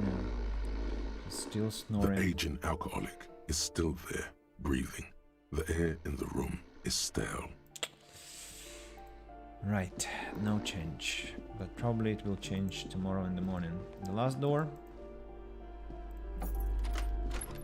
No change yet. Okay, then we leave the apartment block.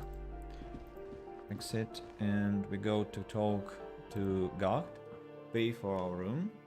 Then we go upstairs, inspect my room, and then we talk to Kim about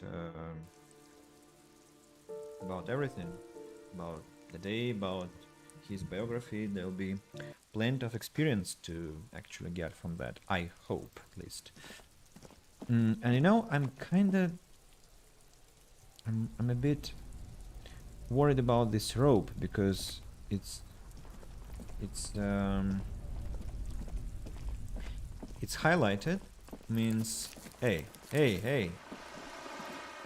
that was an accident. But okay, I won't quick load. I think I have so much hidden stuff that I don't need to bother. Hopefully. Autosave. And why is that? Excuse me? What was that? Why the game autosave? Usually should happen if something bad takes place. But nothing like that. How can I interact with this rope? It is impossible to click on it. Or it's connected to the dead body. The man is decomposing visibly now. Every hour, he looks less like a creature and more like a pile of intestines. The lieutenant adjusts his glasses and takes a deep breath. Ah, perception legendary. 17% chance. Ha. That is something to abuse, quick load.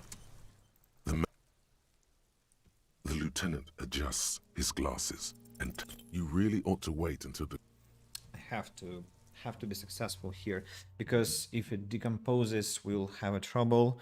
We haven't found the fridge, thanks to this shopkeeper lady who just didn't want to cooperate. That was very unfortunate. Maybe we can use this 17% chance to find out something. The man is decomposing visibly now.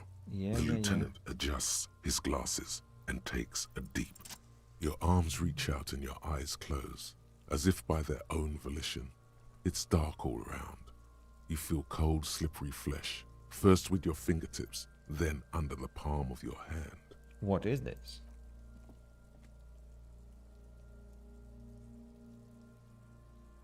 His face, his cheeks, his nose, his fat, swollen lips.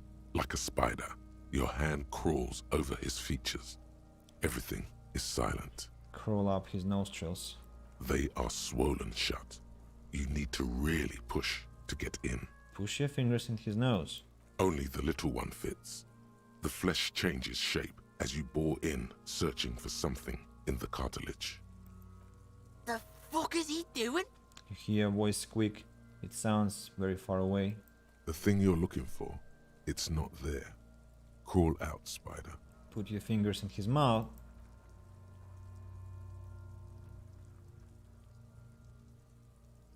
The oral cavity is cold and moist. A ball-like tongue attaches itself to the base of the mouth, lolling around like a scallop. You're on the right track. Play with it. This feels right. The tongue moves freely in the cavity. The mucus of the mouth is slippery, delicate to touch. From the soft meat, teeth are budding. Hard pearls of bone in the gums and in the back of the mouth. Can you feel it? You're so close. Rip his jaws open now. Look in. Open your eyes and look. A vision of black and dark red death, pried open by your naked hands and studded with teeth. Looks like he's laughing. Death fumes rising from the throat, and there, in the back of his mouth, above the bell of the uvula, right in the soft palate, you see a hole, barely visible to the human eye.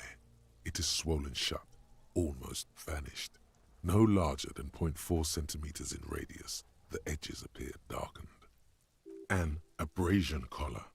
This is what we're after. Abrasion collar.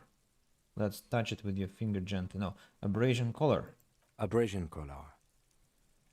The lieutenant looks in. There is a pen in his hand. His notebook is open at the copy paper. Kuno is silent. Touch it with your finger gently. A black trickle of liquid runs into his throat from the wound. Put your finger in. Your index fits right in there. A tight tunnel of flesh opens up. Tissue damage. Wide enough for 2 fingers. As you push both in, you reach through his mouth, right into his brainstem. The fuck is happening? Ah, shit, see? Brainstem. Yes, that's what this part is called. Let's feel around first. The basal ganglia feels clumpy. What entered here has torn apart his reptilian complex. This man will never sleep again. Never wake. Push deeper. Your fingers slide into the remains of his limbic system. There is no resistance. It's gelatinous. The slug-like structures are damaged too. The tearing extends deep into both hemispheres. There is a cavity cut right between the hemispheres. The lieutenant answers with the sound of his pen on paper. Fucking cavity, see? Kuno's voice is hushed. Quivering with awe. Push deeper. Your fingers are all the way in now, reaching toward the inside of his skull. The cavity goes further, but the entry wound isn't wide enough for the rest of your hand to follow. Wriggle in. Your fingers reach toward his skull. His cerebral cortex feels like jelly. Cold jelly. Strange fluid streams down your wrist as you push deeper, until you feel it on the tip of your finger. Sharp, serrated material. The edges cut right into your skin. I feel a solid object right under the skull. Can you get to it? Inspect the skull first. There's a tiny crack. A protrusion in the cranium, right in the back of his head. Your finger must be pointing straight at it, from the inside. The object that is in there stops just short of the skull, in the encephalus, knocking this tiny fracture into the cranium. We have the makings of a very small exit wound here. Lieutenant leans closer. Forget about the fucking exit wound, Beano. The pig is wearing him like a fuck puppet. I'll fish it out after... Wait, detective. Just as you start to slide your fingers out. Out comes his small folding knife. The lieutenant moves its blade across the man's skull, searching for the exit wound. There, not towards the protrusion. Mm-hmm. Withdraw your hand 4 centimeters, please. Ah, yeah. Pull your fingers back and nod. With a crack, he punches the knife in the skull. Then, one more time, and one more, until the bone comes loose, like eggshell. Inside, you feel the jelly move from his poking. The object is still under your finger. Can you push it out? push. A small flower of metal blossoms from the man's head, followed by your finger. Beautiful! A bullet. Unknown calibre. Rifled. You may remove your hand from the victim's head now, officer. Well done. Here's your prize. He drops the bullet in an evidence bag and puts it in your hand. Your other hand. The one not covered in blood and cerebral cortex. We need to add an item to the injury list. Injury number 4. Oval entry wound with an abrasion collar. Soft palate, back of mouth. High velocity. Temporary cavity in brain tissue. Small exit wound on the occiput. How does that sound? He underlines the injury forcefully. Sounds about right. Opinion, fatal injury. I'm still not sure. I took a hand quizzically. We have extensive tissue destruction away from the wound track. We have a bullet. Agreed. And one last thing. We can now fill in injury number 3. Ligament mark. Opinion non-fatal. Post-mortem. Treatment. He's proposing the bullet was the real cause of death, and the hanging an attempt to conceal this fact.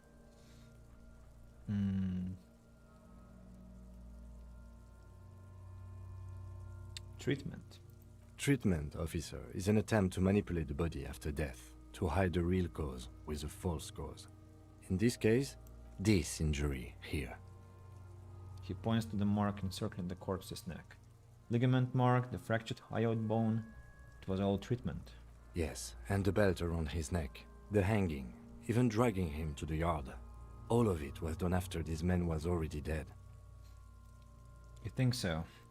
I did not just come up with this. I've had my doubts since you showed me the tracks, officer. Why did they carry him over? Why not march him? There is no satisfactory explanation. There have been other signs too. Small things. We were right not to assign hanging as cause of death, as the perpetrators expected we would. No such luck for them. We didn't fall for it, he thinks. There's pride in there. There is, of course, the very real possibility he was both shot and hanged. Maybe they just shot him while they had him. To put him out of his misery? It's possible, but it doesn't explain all the other dubious things here. Lack of struggle, primarily. I may be intellectually sloppy, but I prefer one theory at a time. And this just smacks of treatment to me. Who would do this? That's for us to find out. But this, it will make finding them just a little easier. Why would anyone do this? To hide something. The real killer, the real motivation, what really happened here. I think I need to wash myself. Oh, you really do. I am glad to hear you say that. Your room in the Whirling in Rags should come with a bathroom. Be sure to make use of it in the evening. Maybe the bullet holds more answers. Yes, we should take a closer look at it. I am certain it has more to tell us. This little thing could reveal much about the weapon that shot it. So what happens next? We put him in a bag and carry him to the holding pen of my kinema.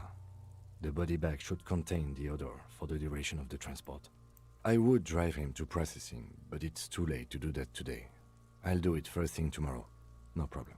One more thing. This was really good work, detective. Let's leave and save the game at this very important point for our investigation. Kuna's little shit show. Kuna, I think, is glad about what's happened. So why am I... What is happening to us? What? Wow. Hey. Man, relax. Really. Stop glitching. Stand up. Hell. What is it?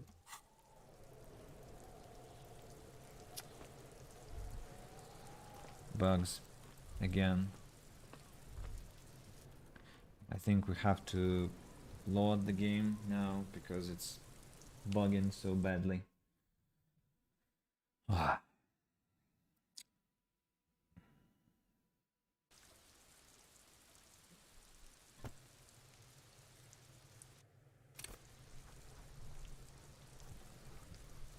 Yeah, standing now.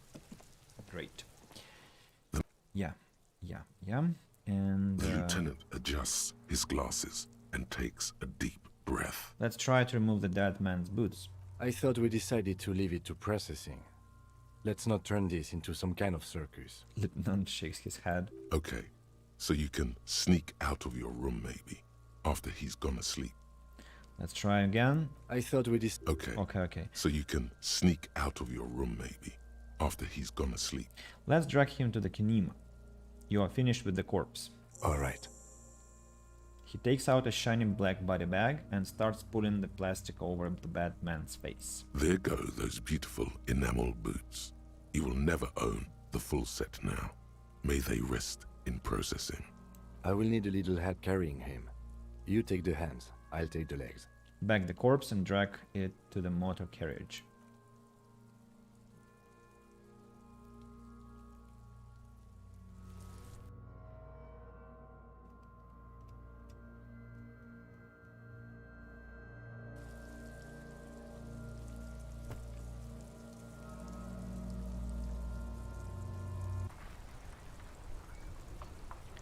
Now, Inside, you see a set of steering levers, a radio microphone. nothing. So, the body has been taken care of. Good news. Let's see what Kuna has to say about that. Probably not much, but still. Hey Kuna. What? Why isn't he interactable? Kuno, the pig's getting pretty close to me. Come to snuff my shit out, I think. Take one step closer. Looks like it's time for me to go, Kuno. Pig's come to take me in. Just want to ask some questions.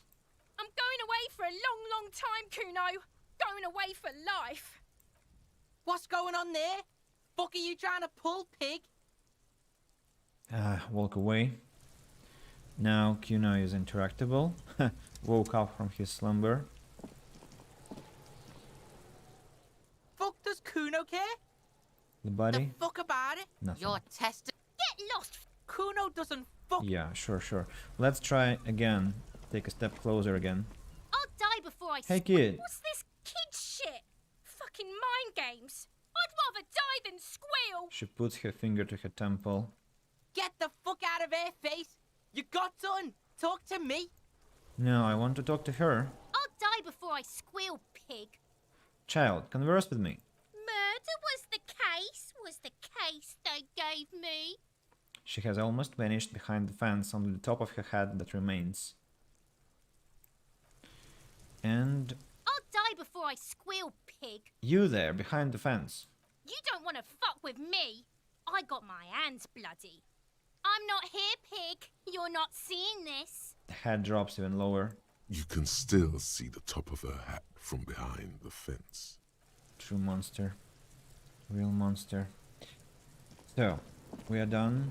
We are done with the body. Let's go to the Berlin in rags, I guess. And the chance is high that we will get our next level up to internalize yet another thought.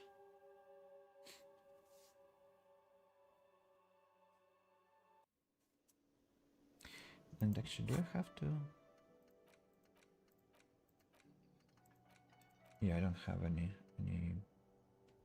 slots for that. So first of all, let's talk to God and pay for our Can I help you? pay for the damage that we caused. Yes. Have you got it?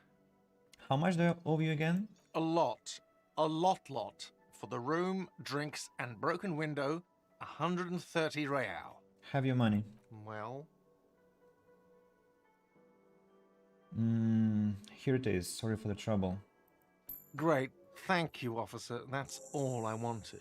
Payment for services rendered. If you continue to stay here, I just ask that you please pay your nightly bill in advance starting tomorrow. I'll unlock the electronic lock to your room.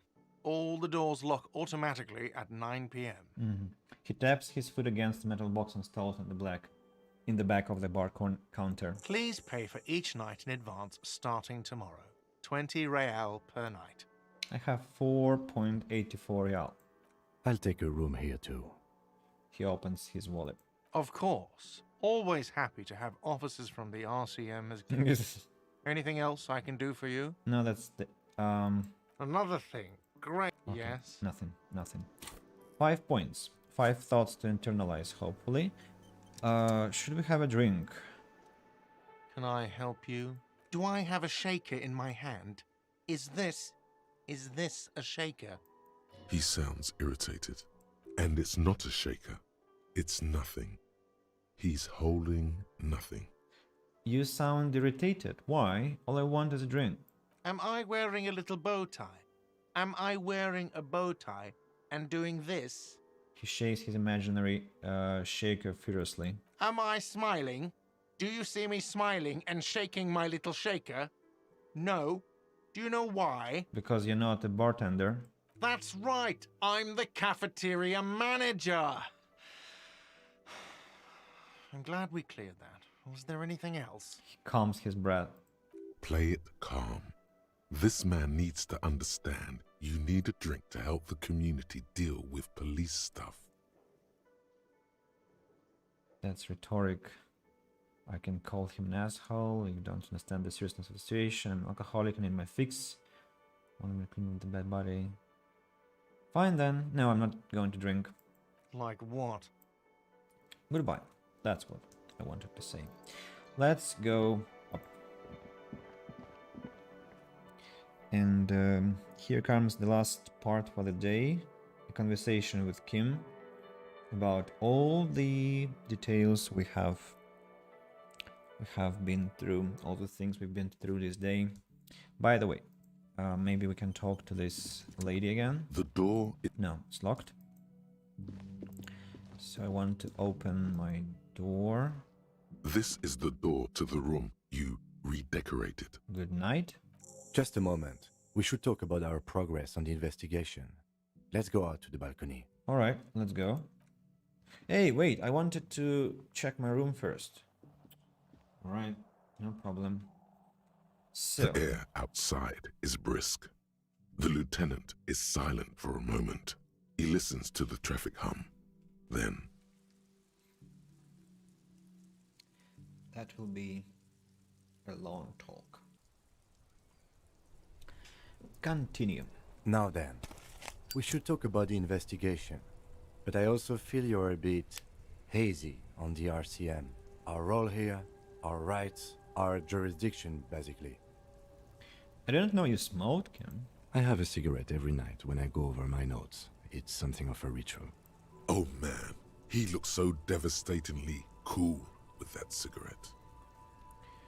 How did you get so cool, Kim? You mean this?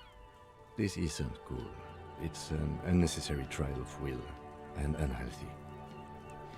The light of his cigarette illuminates a fleeting smile. He flicks the ash. Keeping the habit within the parameters he's given himself takes a lot of focus. It would be easier to simply quit. That's a question I've wanted to answer myself, and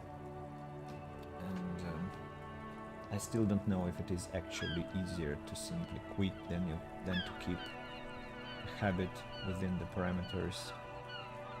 That's actually quite an interesting question, discussion. So I'm going to write this down. Keep the habit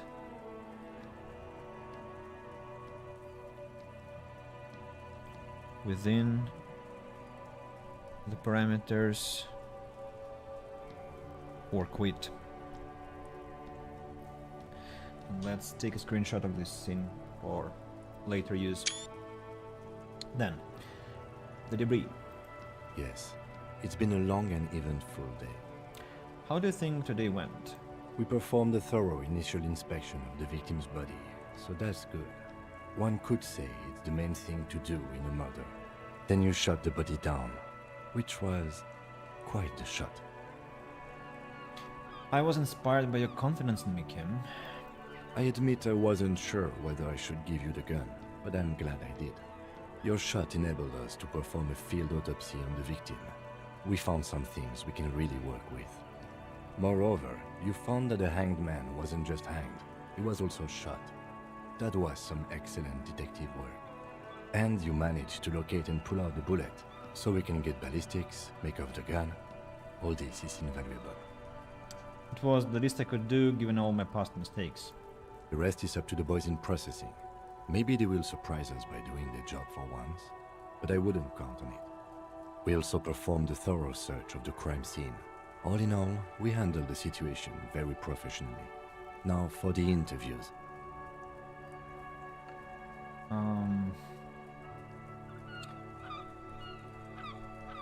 That's my fort. Unlike most cops, I understand how important communication is in our lineup.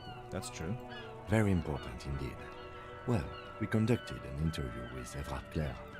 He wasn't particularly forthcoming with useful information, however. I think music is kind of overlapping with his voice, so I'll decrease it a bit more even. Not too much. Voice higher, weather lower. Yeah. He's not saying much on the matter because he thinks you could have gotten more out of Everard. I'm a little intimidated by him, honestly. He has stuff on me. Well, we will have to work through that. We tried to interview the Wild Pines rep, but she asked us to do something for her first. Fine, so be it. I have a feeling Joyce knows how dangerous the situation really is. We have to get her to talk to us. If Kim is emphasizing something this much, it really must be important. Above all, though, today was exhausting. What's with all the running? You run a lot. Is that a standard Precinct 41 practice?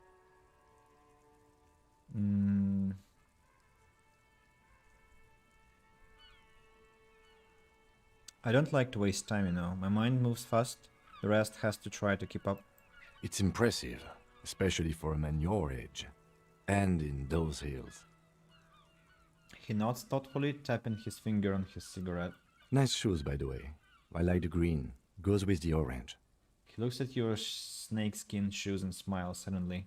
That's not good. I condemn real leather. So what are our powers exactly, the RCM? They're quite limited, actually. The power officers of the Revachol Citizens Militia exercise most frequently is imposing fines of up to 1,000 real for offenses, in accordance with an interdepartmental schedule. 1,000? Why not more? The RCM's primary role is to ensure safety. We are not really supposed to play any part in the economic structure of Revachol. Wouldn't that be an easy power to abuse? Yes, although indirectly, as citizens can always request records from their local station. Officers of the RCM have been known to take bribes of less than the prescribed fine amount. It undermines trust in the RCM. Okay, what else? We can arrest people, of course, but rather than bringing someone in directly, it's preferable to serve a station cold sleep. It prevents confusion and overcrowding. Wait, how can you be sure the arrestee will show up? You can't. Those who don't show up become fugitives, though, and have fewer legal rights when they are eventually caught. It's about power projection. Thus far, they seem to mostly show up. I see. And if someone resists? As you may have gathered from the fact that we are expected to carry a record of our kills, like the one in your watermarks, we are permitted to use whatever force is necessary, and strongly admonished not to abuse that power. Wait, so if I kill someone while on duty? You have to supply compelling evidence for why it was necessary to use lethal force. In these cases, your partner is usually your witness. Not a good position to be in, by the way. Internal Affairs handles these cases thoroughly, by cross-examining you for inconsistencies. It is hard to cover for anyone, which is for the best. What happens to the people we convict? We don't convict. We arrest and send them to coalition government courts in Couron and La Delta. The prosecution works off our testing to keep them. He taps on his coat pocket where he keeps his notes. And who makes all these rules? The coalition government, and the moral intern more broadly. The RCM was formed by the coalition government to restore order in the international zone after the revolution. So we did. Now we attempt to maintain that order. No more, no less. His gaze is absently fixed on a window below that just went dark. Or perhaps it is better to say we were allowed to form. It's a point of contention whether the citizens of Revachol or the coalition government founded the RCM. Let's say nothing. Silence. A great comment to such a conundrum. The moral intern, what is it? The Moralists International are the world's largest political organization. You know who they are. They have been running this place after the revolution failed. If I didn't know, how would you describe them? They're a union of center-left and center-right parties across the Real Belt. Our coalition government is just one of its many projects. They also run the ICP, EPIS, most intergovernmental organizations in the world. What do they believe in? What do they believe in? They are Dolorians. They believe they continue the humanist project set forth by Her Innocence Dolores Day 4 centuries ago. Others say they are just technocrats. Those others say they continue the humanist project set forth by Dolores Day. What is their symbol? Interesting question. It's a blue forget-me-not. Their motto is love, compassion, self-discipline. I think you can gauge what they want you to think of them from that. Something kind and usual. Something almost self-explanatory. Something ominous. Who was Dolores Day? A historic figure? The author of the modern age? You will have to look elsewhere for opinions. The subject of humanism is too abstract for me. What do you think of them? The moral intern are a fact. I try not to have opinions on facts until they change. And it doesn't look like that's about to happen. He looks at the city below. It is more than that. There's some kind of affection in him. You like the moral intern? Yes, I did, when I was younger. In my 20s, I considered myself a moralist. A blue forget-me-not, a piece of the sky. They're not all that bad. That's another leitmotif associated with moralism. But the years have changed that. I don't know what I believe in now. No, I believe in the RCM. That's enough for me. I have an opinion on the moral intern. Do you? Lieutenant arches his brow, then pulls on his cigarette. It's a slim white thing in his fingers. Things are bad out there. Point to the city. We need them here, giving us the right to police Havashol. They've done an awful job here. Have you seen the place? It's not humanism. We are a stooge of the world's biggest bourgeois organization protecting bourgeois rights. Mutter silently. Immigrants, liberal kids, fucking men are turning into women. Second thought, I don't have an opinion. Forget about it. I think the first one. Things are bad out there. We need them here, giving us right to police Havashol. In fact, we would need them even if you didn't think that way. We are in what is called the twilight of international law. The laws we claim to enforce come from the MI. Without them, we are simply vigilantes. Maybe we should make our own law? Spoken like a revolutionary, not a cop. But hypothetical aside, in Martinez, at least the Union thinks so. I expect our job here to prove quite challenging. Hello, Nick. Nice to see you again. How is it? And let's look into the night. The dying lights of the city shimmer below. Slowly, like luminous clouds, they pass on his lenses.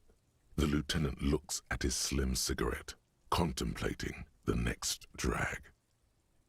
This soldier is the highlight of the day for me, he thinks. This little stick right here. An aerostatic passes overhead, the whiskers of its floodlights on the ground below. Kitsuraga's glasses light up as he looks to the sky. 2 glowing circles. They really don't like us here. And the mouth on that kid, Kuno. It's different in land, in Jamrock and the GRIH. Why are they like this? It's our fault for leaving this place to the dogs, to the Union, to the company, not daring to come here more often. This place has fallen between the cracks, the jurisdictions of our 2 precincts. And then Jamrock and the GRIH continue? We run this city. West of the river is RCM land. He looks at the dark silhouette of the equestrian monument cutting into the night sky. Just the usual evening, nothing special. Are you, by the way, on a vacation now? I mean, do you have these holidays that were proclaimed to happen, or are you working this week? And hopefully the stream is going to make your evening somewhat special. I remember you like this narrator's voice. It's incredibly hard. Human beings are... But we are in control, and it's worth it. The organization works, our systems work. If they didn't, the city would disintegrate. But really, we are working. Well, I'm working too. Have been, will be. I'm okay with that, I like it. So, but I hope that for you it's not something like a burden. Hope that you enjoy it. Night. Captain Ptolemy Price steps into the yard. A piebald horse waits by the motor carriage, chewing oats out of an oat bag. Seagulls fly overhead. The sky is black. Captain Price wears a black suit and a standard patrol coat as he mounts the horse to head home. Rows of houses on either side, hunching over the sidewalks, and Precinct 41 with its dome roof growing distant. Around him, the streets are silent. A kid on the corner waves at the captain as he takes the turn on Petition and Main. The horse neighs. The captain nods back. Thanks, kid, he thinks. He's grateful. I hope our investigation will help improve the situation here, at least do some good. Me too. But I wouldn't count on any drastic changes in our lifetimes. He says quietly. That is a big phrase. Change will come, but very probably not in our lifetimes. Thank you for this. Yeah, it's getting very cold now. Let's go. He puts out the stub of his cigarette and looks to the door. So, let's save the game here, go back into the world in rags, and talk to Kim profoundly on all the matters we have skipped so far.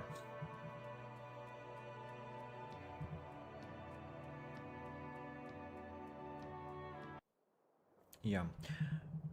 For that we need maximum esprit de corps. Yeah, this one is already put on.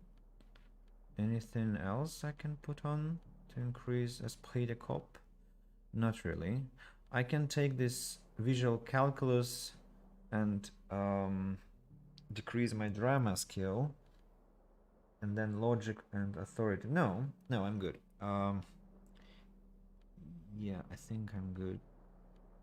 We can start talking like in this attire. So Kim, let's discuss everything. Yes? You seem to be following me. Excuse me? Nothing, just an observation.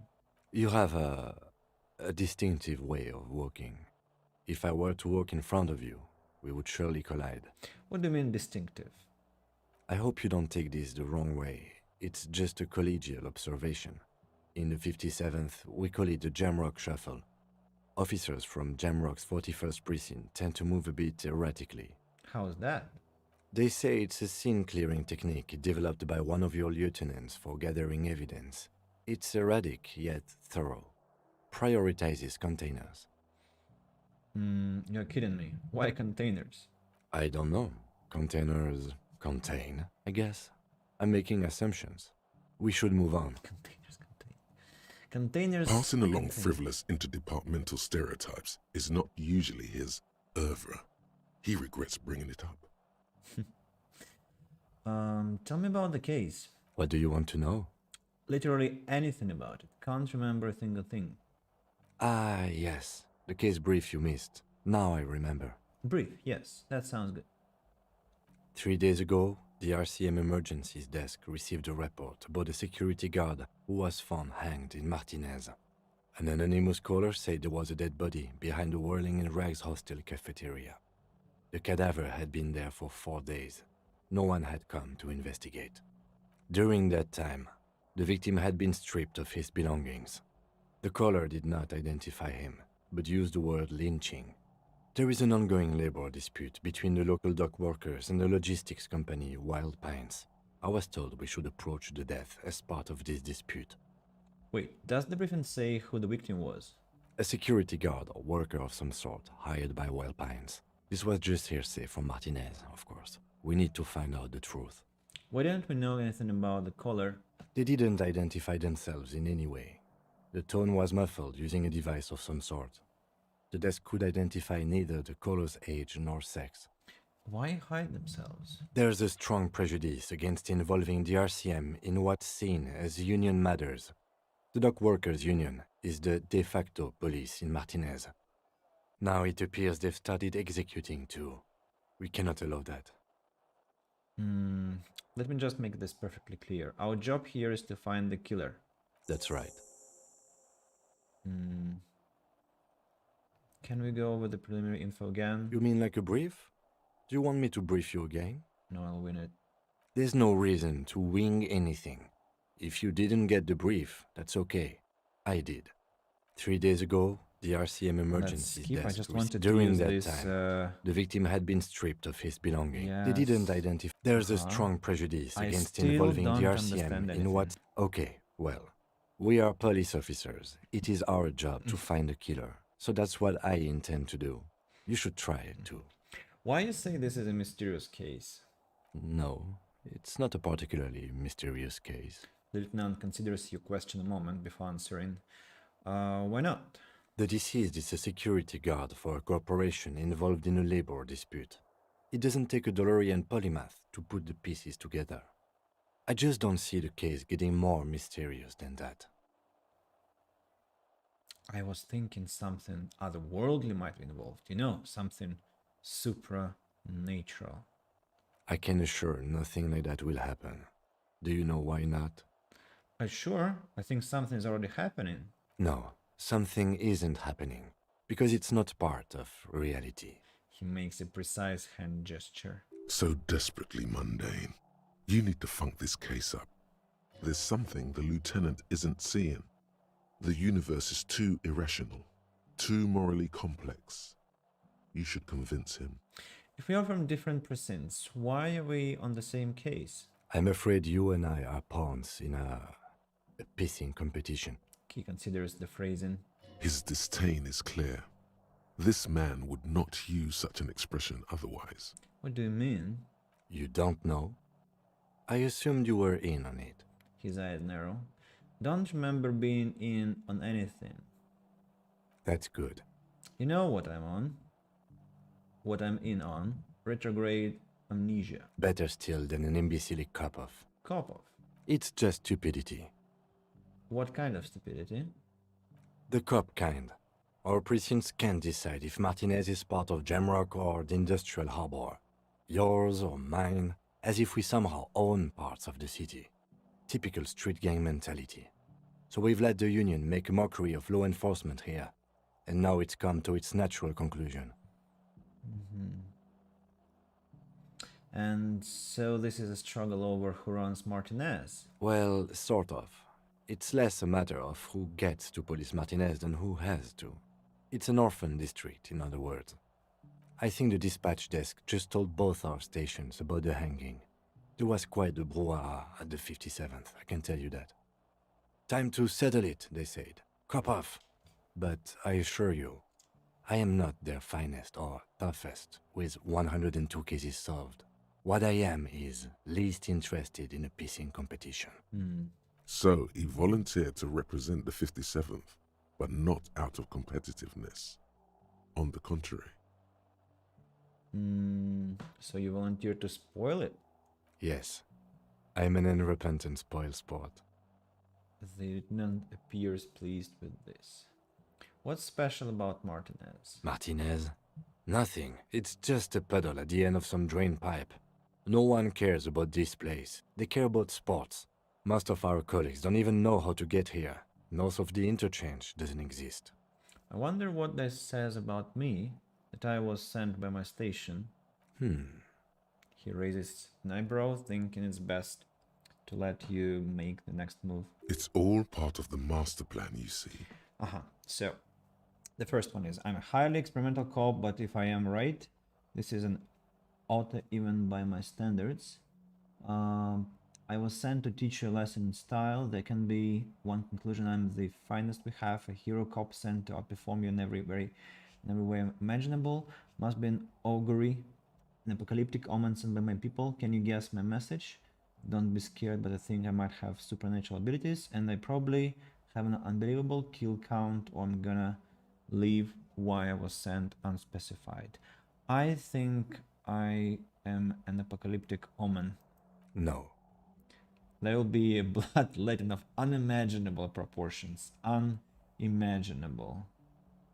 Oh no, it's very imaginable. We fail to place responsibility for the hanging. The harbor company see the situation is out of control, so they bring in private military, maybe a gunship. The Union responds in strength. Automatic fire. Local law enforcement solving one little homicide decides nothing. Not solving it can have real and calculable effects. Things can always get worse. Matter of fact, augury, we should move. Okay, enough of the competition then. Tell me something else. Yes, it's a wholly pointless matter. Forget I ever mentioned it. Whoa, logic and inland empire, and I think we should know that I can't remember anything. No response. He just arches his brow. He's having trouble processing it, believing it even. I feel like I must repeat this. I don't remember anything. There was heavy drinking involved. Have you tried concentrating on something other than your personal affairs? There is a sudden, harsh edge to his voice, like he's tired of hearing about your personal affairs. What's wrong with personal affairs? Not a fan. It's just the nature of lieutenancy. The RCM deploys a self-styled structure called the Decomptage as its chain of command. Every lieutenant is responsible for 2 sergeants and 8 officers. That means the average lieutenant has to deal with quite a few personal affairs.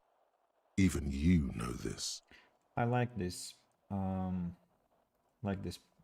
part of the conversation about personal affairs, because it's like some people, me included, get overly, I don't want to say self-centered, but like you focus too much on your anxieties, your stress, your concerns and whatnot, and then you just fail to remember that there is other world around and that you can do something for it, and you get too entangled by that load. And then a harsh question like that, like, have you tried focusing on something else apart from yourself? Could actually turn into business and being reasonable and being selfless and helpful. That doesn't automatically solve some conditions like clinical depressions and neurological disorders and well, a lot of things actually. But when you're kind of running in circles in this vicious circle of anxious questions and philosophizing too much, or dragging yourself back to this darkness, then such a question could actually help. Like, try to center, try to focus on something else apart from yourself, not yourself, do something for others, and that might be helpful. So what should I concentrate on? Try work, the case at hand. It can work miracles. Yeah, that's what I'm talking about. I'm afraid this is a medical situation. Really? You look fine to me. The lieutenant gives you a look thorough as if performing triage. I'm talking serious, unbelievable damage here. I saw myself in the mirror and I had no idea who I was. This psychodrama is unbecoming of an officer. Clearly, he prefers to think you're malingering. He cannot fathom that anyone could drink so much as to retroactively erase their entire life. It's not psychological. Some sort of major brain damage has occurred on an unprecedented scale. Then you should consider seeking medical attention. You can use the radio in my kinema to call your station's Lazareth. Was there anything else you wanted? What do you want to know? Nothing. Good. Lazareth. Let's go and talk go and call Lazareth. I was surprised that I didn't have this option, but now I understand why. So we're not done outside, it turns out. Can you imagine that I wanted to finish the first day yesterday? I mean, I thought I would complete all the conversations around. I was too ambitious. Too ambitious. Yeah. I mean, not, that's not bad. I think it's like with any profound book. The first day, the first book, the first tome, they're always the longest. I mean, in terms of storytelling, lore, facts, you have to have this rundown and learn everything you should learn, and then the second day shall become more Inside, you see a dynamical. set of steering levers, a radio microphone, a pull-out toolbox. This is Precinct 57. How may I assist you? Lazarus. It will take just a moment, officer. Her voices fade out into the familiar radio static. Gottlieb, what do you want? Hear a man clearing his throat briskly, then an answer. He's carelessly chewing on a piece of hard candy. I was told to call the Lazarus. People are worried about me. Oh, it's you. You know who I am? Yes, there's no end to the misfortunes fate has seen fit to rain upon me. I'm sorry I've been such a bother to you. Oh, spare me the sad, drunken blubbering and get on with it. What's your complaint? I think I've had a heart attack. And you survived it. Congratulations. Are you mobile? Yes. Even better. Anything else? I wouldn't worry about that. Officers your age have coronary trouble all the time. Also, death is a natural part of life. Accept it. The body is an object, and objects break down. Do what good you can with yours, before the rest goes too. I've lost my memory, all of it. With all the damage you've been dealing yourself with drugs and alcohol, I'm not surprised. Not surprised. Okay, anything else? What else? I'm not a brain doctor. Look on the bright side. You've got a whole new life now. Use it wisely. Oh, that's a good point. It's hard to say if he doesn't believe you, or doesn't care. Isn't there anything you can do for me? What? You want me to do blood work for you again? Tell you just how bad things really are across the board? You want another rundown of everything collapsing inside your body? Yes, I want the truth. You want the real, honest-to-God truth? Stop drinking, eat magnesium and vitamin D. Our station is not a retirement home. We don't have the funds to deal with rock stars past their prime. And no, I don't want to hear a political commentary on the topic. In fact, I got work to do. Some idiot has glued his eyelids shut with cyanoacrylate. It looks like Mactorson. It's not fucking cryoacrylate. It's superglue, Doc. Cyanoacrylate is superglue. I guess that's it for now. Mm-hmm. Task complete. The phone clicks, level up. Suddenly you hear the already familiar voice. Anything else I can help you with, officer? Let's try and talk Just to a our moment. colleagues again. 10-4, come in, officer. Over. No, over. Roger that. Don't want to talk to you. 10-10, over. Goodbye. We have 6 skill points to spare. 6. And probably more after we have finished talking to Kim. Upstairs. Back to our whirling in rags.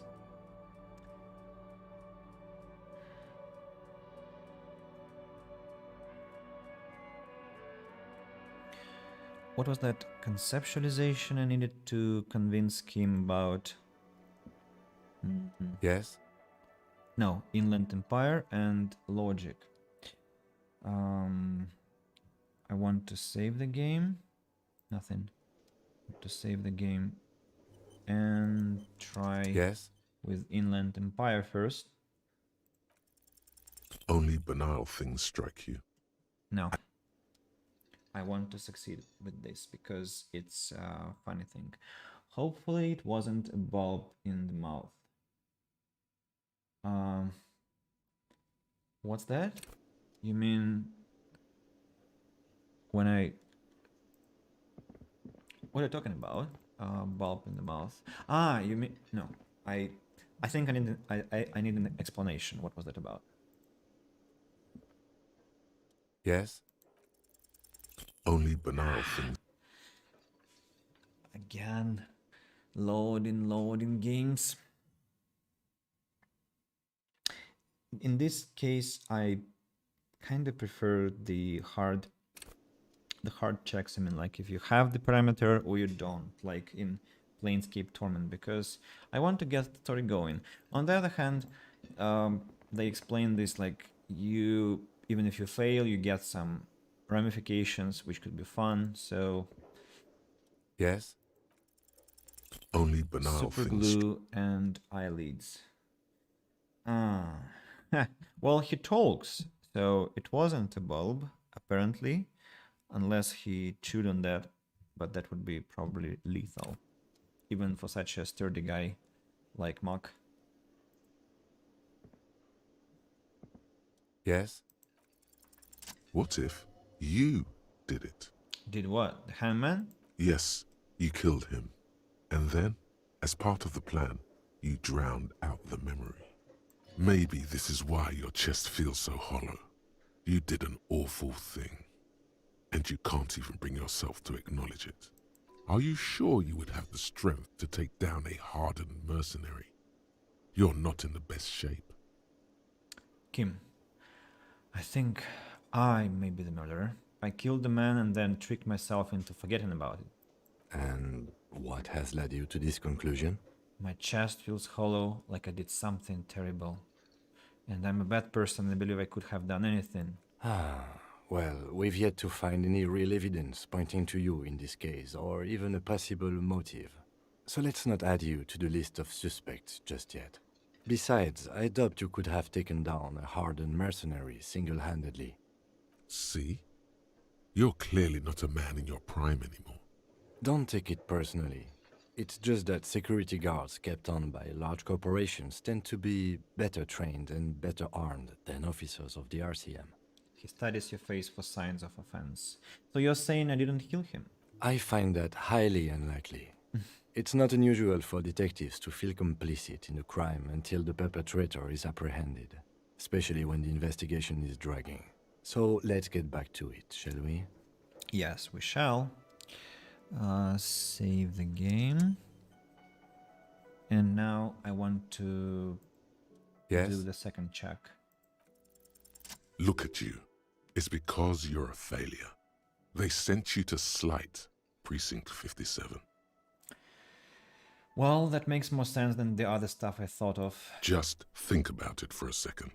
You're a raging alcoholic who showed up 3 days late and argues with his necktie. You weren't sent here to win. I should have worn a necktie next. I should wear it next time I'm playing this game. A necktie. Just on my...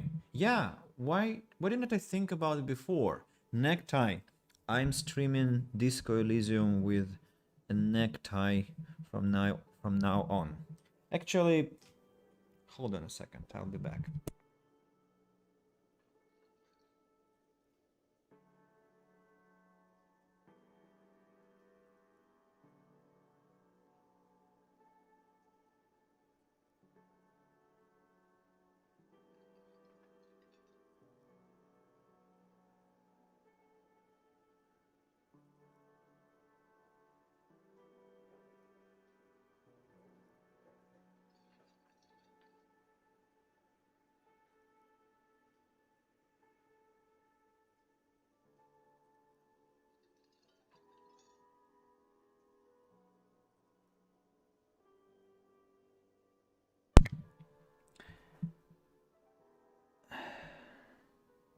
That will do. Yeah, excellent. Just for the record, I want to roleplay better. I of course have to wear a short, because he is wearing a short, and at the same time, I won't be changing my clothes right now, right? Because it will take too much time. So I think for today we are good with it. Just a necktie. Next time, a short necktie. So. Kim, what if my precinct sent me on this case because I'm a fuck up? Like as a joke. I've considered it. His his voice is somber. So it's true. It would be immensely ugly of them, not to mention unprofessional. But I also think it's somewhat unlikely. Why is that? I checked the records. This jurisdiction dispute, who polices Martinez, reaches back to the 30s. It's as old as my station. And all this time we can't decide who gets Martinez? I think, yes, both stations would prefer a win. Do you really see me as a safe bet? Safe? No. But you're old. You've made it this far. Something has brought you through. We've only just started working together, so I don't know what it is yet. But it's there. So no, I don't think they sent you as a joke. And even if they did, they are in for a surprise. He's right. There are no airtight theories, just paranoia. You've given it some thought. Now let it go. Wow. I have forgotten about that already. Thank you, Kim. Thanks for supporting, and now I have healed up all my morale. Yes? Want to talk about you? Me? Yes, you. I don't see how my life is pertinent to the investigation. Will work better if we have more rapport. That's a fair point. All right, for the good of the investigation, what do you want to know? You're wearing glasses. That's correct. You feel a slight urge to put the lieutenant down for this. But you can't quite muster enough testosterone. Oh, no, I don't want to. Glasses are cool, I guess. Are they? They are mostly just cumbersome. You could use a good, normal pair yourself. Kim, you're wearing a Revolutionary Air Brigade jacket, aren't you? What? These?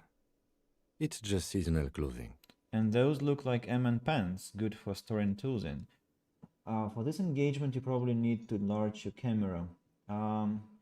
Well, I don't want to ridicule everything. I mean, you see that I'm wearing a necktie, right? And also, the web camera isn't positioned just accidentally. I mean, the point is that I have to be like a third companion to them. So I'm the third detective on the case, and the camera has to be small. Actually, has to be smaller and vertically oriented. But I just... yeah, I need to do that next time. Yeah, tomorrow I'll have a teacher stream anyway, and I'll be changing the whole OBS setup. And the next time I stream this Elysium, I think I'll just crop the camera from both sides and make it like a portrait. So we'll do it. Yeah. Where is this going? You see, Kim, I have this place in my head, point to your head, where I develop new ideas and connections. Interesting. I think it's called the brain. Yeah. It's no mere brain. No, normal people don't have this. It's like a mind laboratory, a spiritual R&D division. No, a palette. No, better yet, a painter's atelier of concepts. Okay, art club. Indeed, and in this atelier I have realized that you harbor some kind of sentiment toward the Revolutionary Air Brigades. I do not harbor a sentiment for Revolutionary Air Brigades in particular. Just Air Brigades then? Okay, I wanted to become an aerostatic pilot. Then I turned 10 and realized we no longer have an air force. So, are you sure that Revolutionary has got nothing to do with this? Absolutely nothing. The Revolutionary must have added a little luster to it for a 10-year-old Kitsuragi. He will never admit it, though. Absolutely nothing. I've noticed. And, okay, the Revolution employed a more forward-looking 8-rotor design. Their blades were foldable, and their pilots were better trained and motivated. I see this from a purely tactical standpoint, of course. It is not from a purely tactical standpoint. We are not ruling out that the lieutenant had a little rebel phase in that past of his. Thank you. My mind is satisfied. Point to your head again. Good.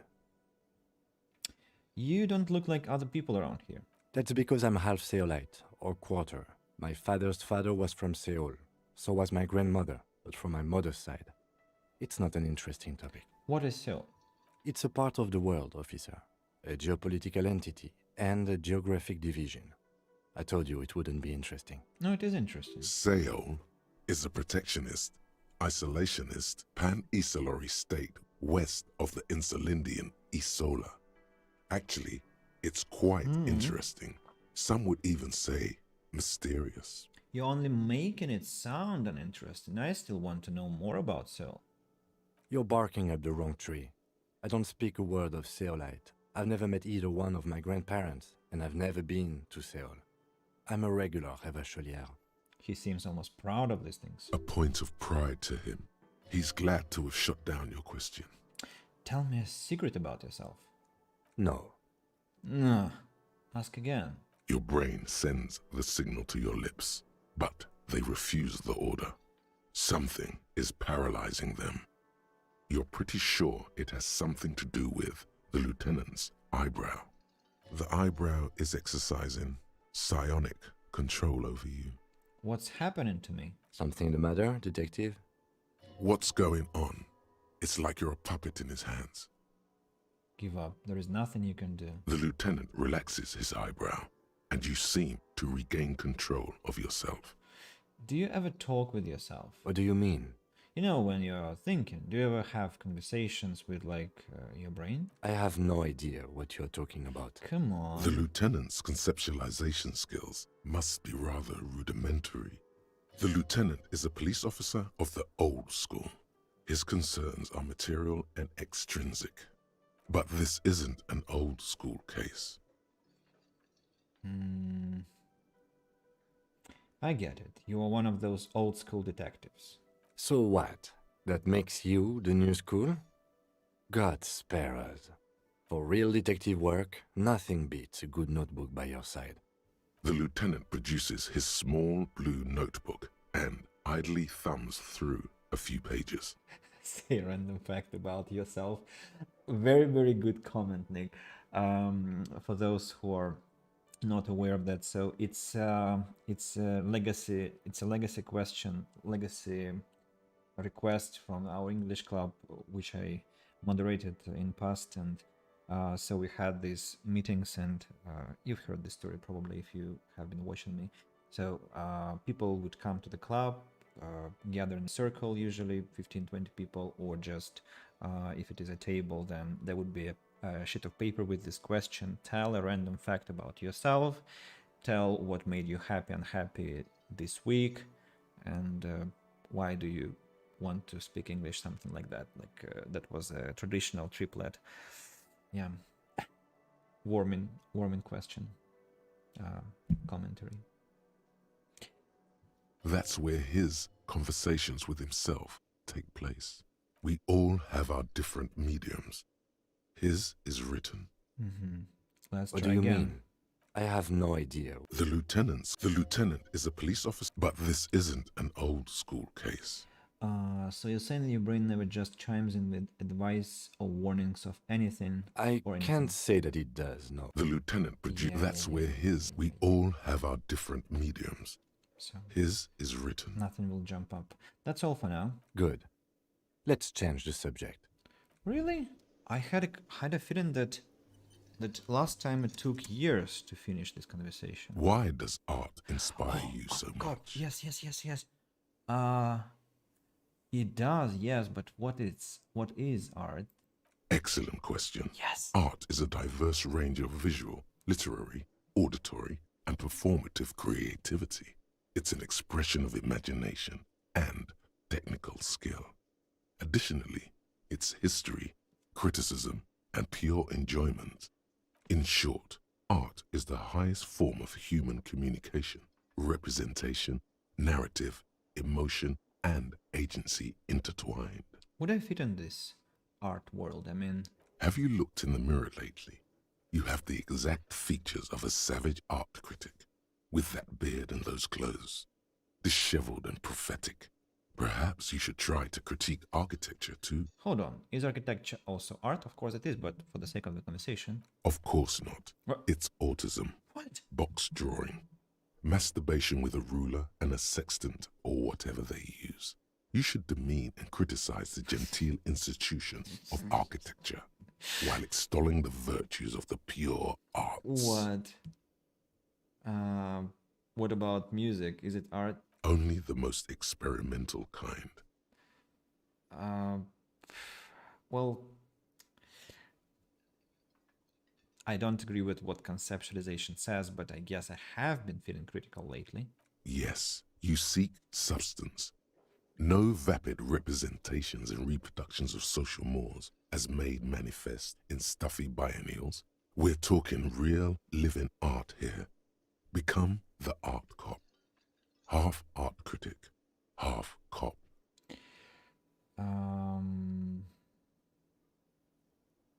Wait, but don't I have to be 100% cop to get the case finished and all that? Quit being so indecisive. What are you going for here? Some kind of indecisive and camp aesthetic now? Strike a bold shape here. Go art or go home. Go art or go home. That is something to make a painting about. Go home. I'm writing down this too. Writing this down too. Okay, if 50% art critic is what is needed to free me from rote repetition, so be it. Opt in. Exactly. It's not only your duty to only catch the criminals off the street, you must also apprehend criminals of the printing press and the gallery, the trite and derivative artists and writers of the world. Go ahead and provide savage criticisms, art cop. The world is yours to rip to pieces and reassemble. Nice. So I have 6 level up points and I have 6 thoughts to process. Let's see if I have enough slots to process.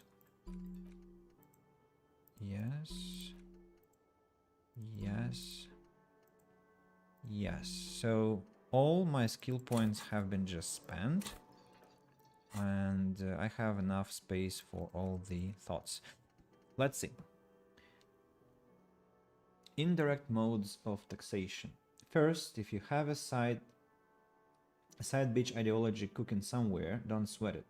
Fighting indirect taxation for the Gotham estate is compatible with all creeds. It's cool like that. You're a cool anarchist now. Unless you don't want to be an anarchist. Whatever, stuff this meal ticket in your eye socket and let's see if we can steal some love back from the robber barons, the customs agency, and the banditos at the Indian Financial Oversight and Competition Committee. Then, rigorous self-critic. Wait a second. Kingdom of Conscience. Heartache is powerful, but democracy is subtle. Incrementally, you begin to notice a change in the weather. When it snows, the flakes are softer when they stick to your worry-worn forehead. When it rains, the rain is warmer. Democracy is coming to the administrative region. The ideals of DeLorean humanism are reinstating themselves. How can they not? Though these are the ideals of the Coalition and the Moralist International. Those guys are signal blue. And they're not only good, they're also powerful. What will it be like once their nuanced plans have been realized? The Jamrock Shuffle. By now it's clear you like to look inside containers. You like to open doors and see what's behind them. Maybe secrets, maybe more juicy containers. Let's be honest, you like all containers. Trash cans, utensil trays, manholes, coat pockets, secret containers left behind by the Philippine kings that hold forbidden relics. Okay, you haven't come across one of those yet, but one day. Wait, is that why you are so hell-bent on opening containers? Do you think you'll find the Holy Scepter and the Orb de Mantan? The suicide of Krasmazov. There is something you can't get out of your head. Krasmazov, the father of scientific communism, premier of the Communist Party of Shastgrad during the anti-centennial revolution, head of the 11-day government, sideburn-toting, bearded figurehead of the movement, shot himself in the mouth and died. One day in his cabinet, as things were collapsing around him, just give up? That's not good propaganda, is it? Be a communist, shoot yourself in the mouth. Something about this irks you. This should be also screenshot. Interesting. Screenshot is a past participle of screenshot, I guess, but then nobody says screenshot your screen, or like screenshot. Everyone says make a screenshot. Okay, screenshot made. Let it be. Be a communist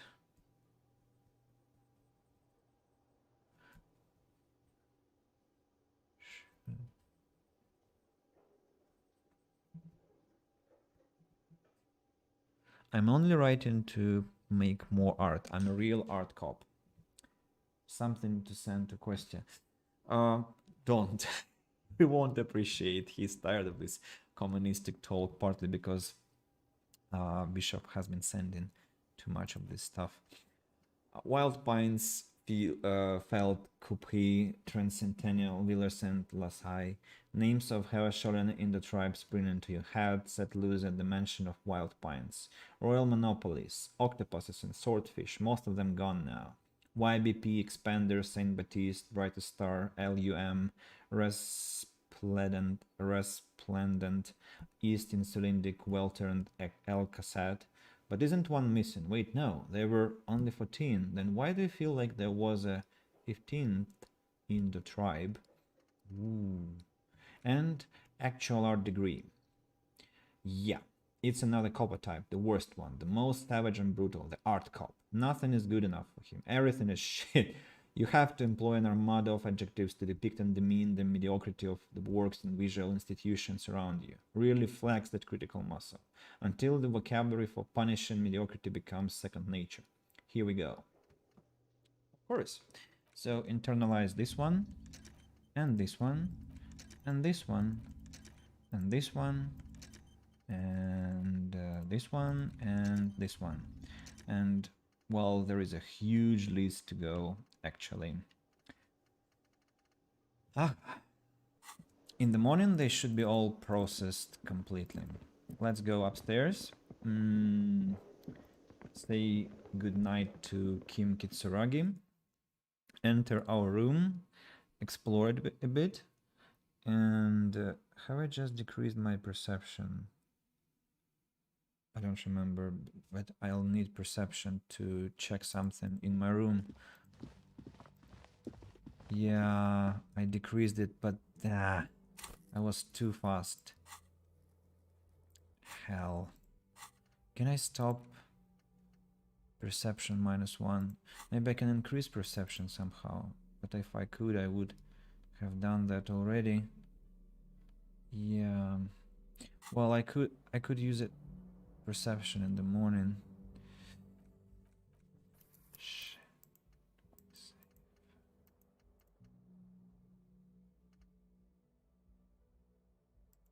Let's use this one. Maybe at that point I didn't yet internalize everything.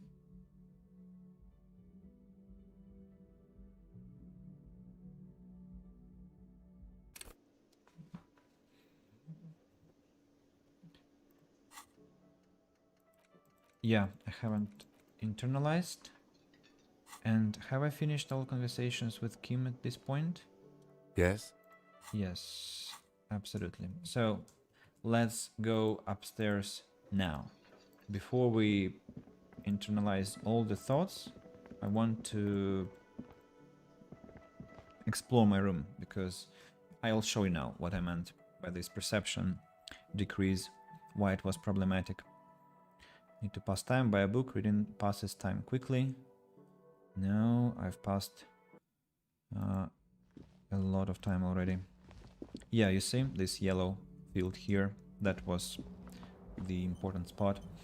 Right. So Kim, good night. See you in the morning. Yes. See you. Yes? Go already.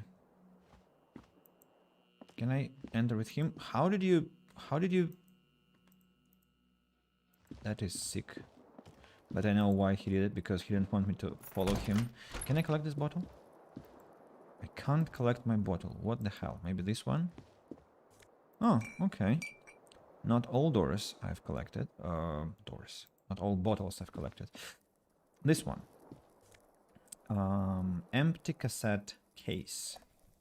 Item gained. By the way, I think I forgot to interact with the bullet. Fractured bullet. Now that might be a problem, because Kim was necessary for this. Not ledger. Not ledger. That's not the point I wanted. The bullet is safely sealed away in a plastic bag bearing the RCM stamp. Kim has filled out the label on the bag with the item number, case number, and date and location the bullet was found. Beside his orderly handwriting, the bullet looks especially sad, like a tiny, shriveled head of cauliflower. What do I do with you, Bullet? The squished little thing has no idea. I know. You should find the gun that shot this bullet.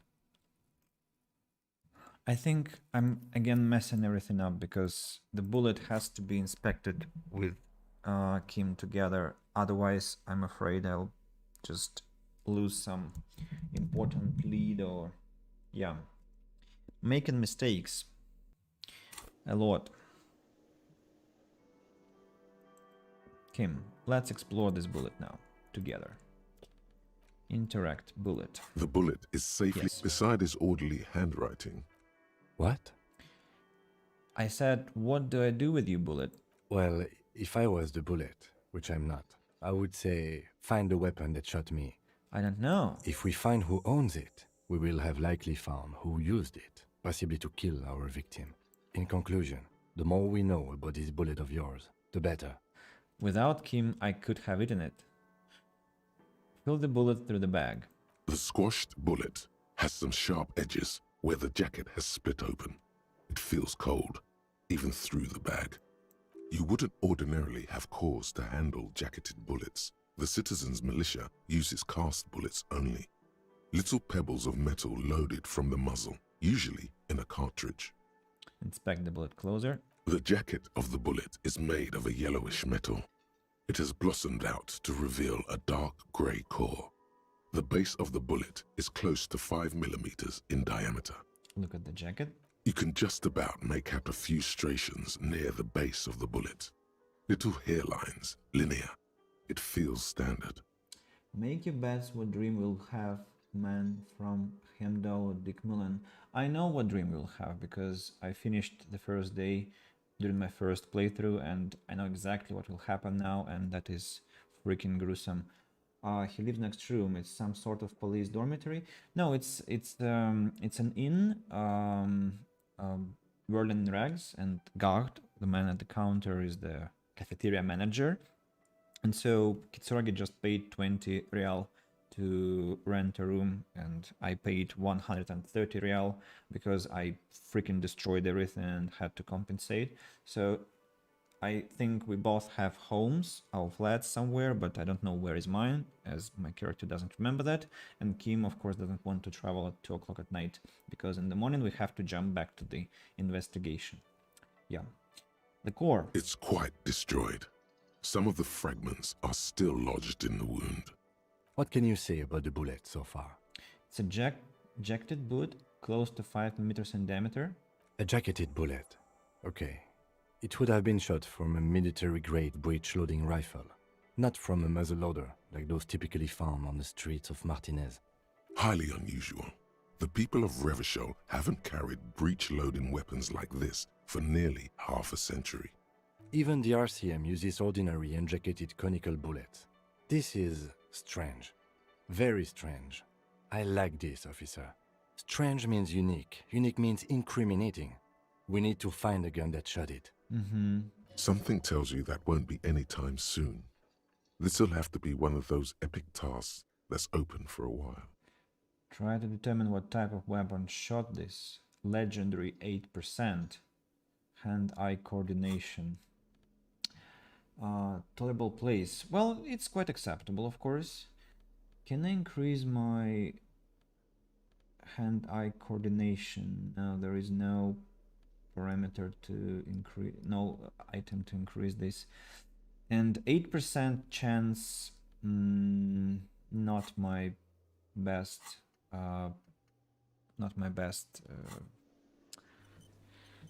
idea, let's say, because I think we'll spend how many loads and saves to get there. Let's not do that.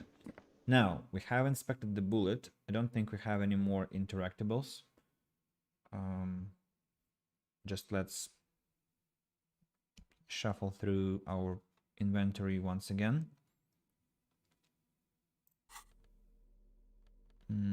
Yeah, items, books, nothing really. I could have a drink. Yes, but don't want to. So, Kim, now, good night, definitely. See you in the morning. This one and the bottle to collect. We also wanted to wash ourselves. Kim's recommendation that was... Can I? This is not the cleanest bathtub in the world, but it's cleaner than you are right now. I want to live forever with the corpse smell, momentum, more and stuff. No, run yourself in the bath. The bathtub slowly fills with water. The water beckons. Undress, close your eyes and submerge. The water is only lukewarm, but still comforting. Like amniotic fluid. A few beer cans are bobbing up and down along your flanks, like sad duckies. I thought I collected You feel them. nice and lonely, and so tired. Take the beer cans out. Now you are alone with your thoughts in the tub. But it's easier than being alone with your thoughts outside the tub.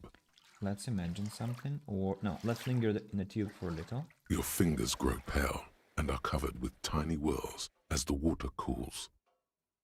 Imagine something. You see the corpse. You can still smell the cadaver on you. It's going to take more than one bath to get rid of that stench. Then, houses along a narrow street. A video rental. Darkness on the planet's curvature. Let's get out. The waterline recedes as you stand. You are cold now. Your clothes stick to your still moist There is skin. a towel, you know? You could have used it. Why didn't I wonder? Now, this door doesn't open. No. Mirror?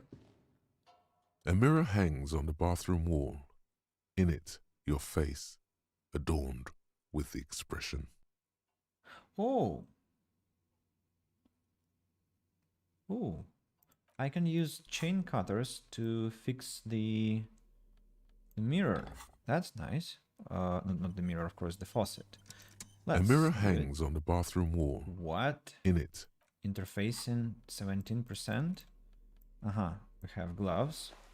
That improves. A mirror hangs on the bathroom 28. wall.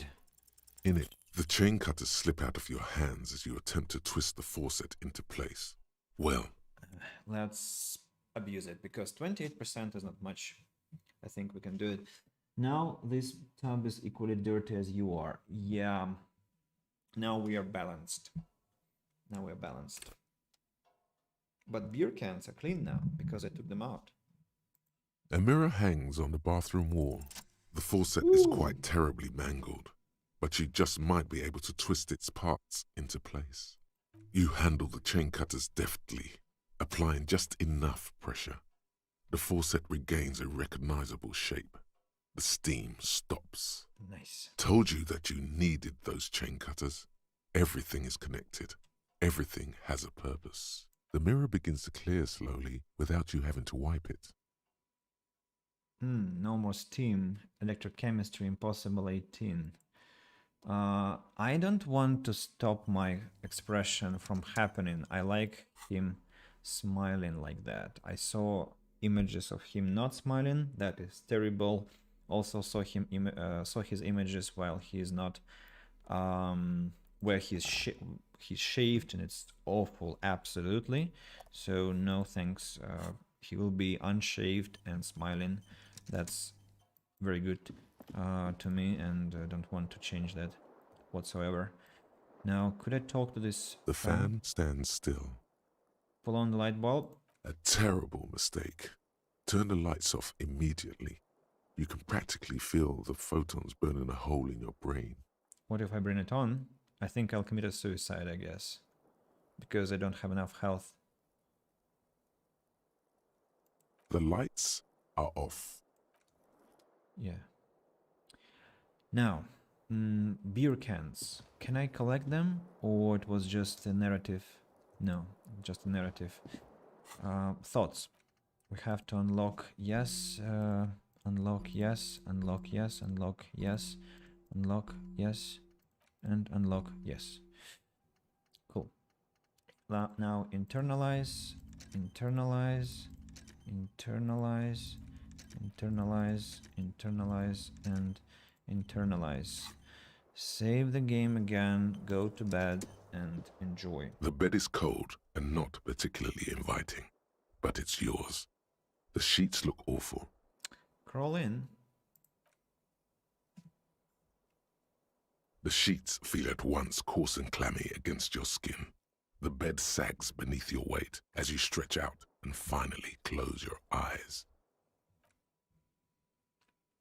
Now it comes. And then sleep doesn't come.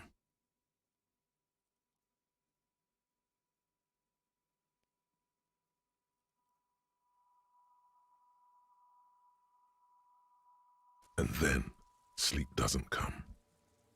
Why? Maybe it's the bed's fault. Check the pillow. Its synthetic filling has separated into hard lumps. The pillowcase smells oddly. The blanket. It barely covers your toes, stretching over your soft belly. This is your body here, intimate and warm, breathing. Under your thrumming eyelids, you see a dizzying array of colors. You won't get off this carousel quite so easily. Roll over to the other side. It's a little better. Colors, scenes, and half-formed phrases still litter your mind. Part of you is still trying to solve the case, isn't it? Who killed him? Who? Something to do with, what was it that the lieutenant said? Union? And it's gone again. Your thoughts lost between the slowing brain waves. No more thoughts. Fall asleep now. Your breathing steadies. A great silence washes over you until your eyelids twitch in your sleep and images start forming.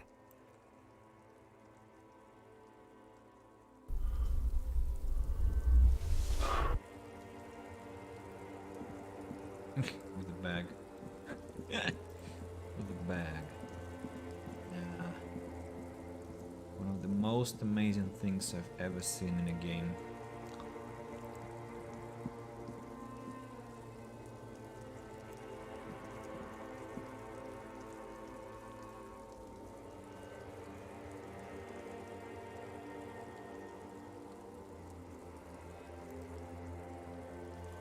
Do you remember the scent of your childhood?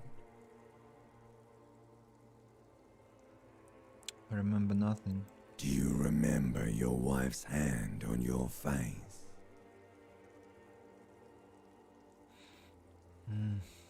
Tell me what's this? I'm not answering before you tell me who you are.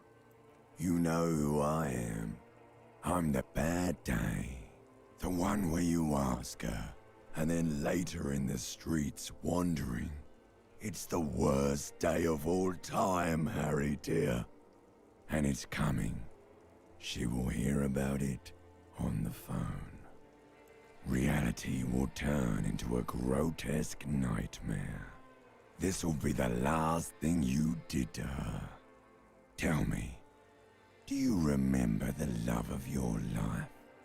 Who? Do you remember the warmth of her thighs, between her legs and in her mouth? I think I was left. That's right, funky baby. And you just stood there. One hand on the bottle and the other on your dick. Watching her go. Let it all be dragged away from you. Tell me, where are your friends? Human beings have friends, Harry boy. Where the hell are yours? I can get it all back. No, it's gone. 3 times gone and never coming back. You failed. You failed me. You failed Elysium. What is Elysium? Everything. The Pale and the Isolas on the surface. The outer magnetosphere. Burning, furious truth. 8,000 years of written history. You really dropped the ball, Harry. 4.6 billion people, and you failed every single one of them. You really fucked up. I've talked to you before. No, Harry. You were just talking to yourself.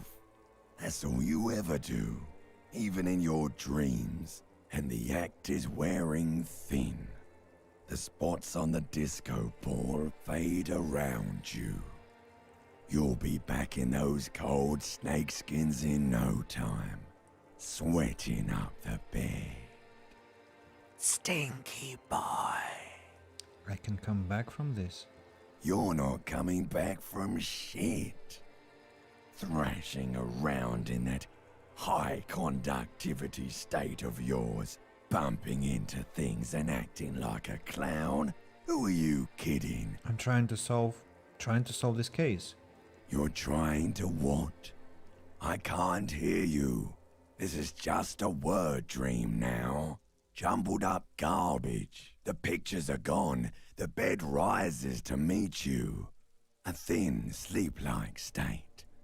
More glass than velvet, grinding in your head. It's vital proof my bad spelling of my own nickname. I think Elysium and Elysium, they are two different concepts, mistaken. Maybe if you meant to point out that, then yes, but I think we need to check that. I'm not sure. I'm not sure I remember correctly. So something is wrong. Sleep shouldn't be this bad, this dry, this unnourishing. There's something wrong with your thoughts. Some kind of new type of hangover. God, there is another type. Oh yes, party boy, and it's worse than the one before. Just think of the shit you saw. Here it comes too. So soon already. A silent alarm goes off in your head like clockwork. Barely let you sleep at all. Time to get those clothes on, Harry. Time to go to work in the shit factory.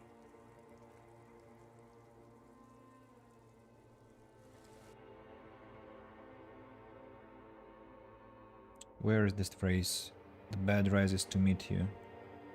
Last time I had it, now I didn't. Probably pressed other options. Okay, I woke up. 7:30 it is.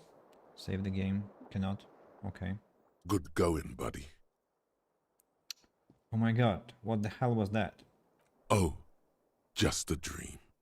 You have ones like that all the time. You feel even worse this morning than you did last night. What the hell is going on with me? You mean, why are you so tired? Too tired and down to even think? It is worrying, isn't it?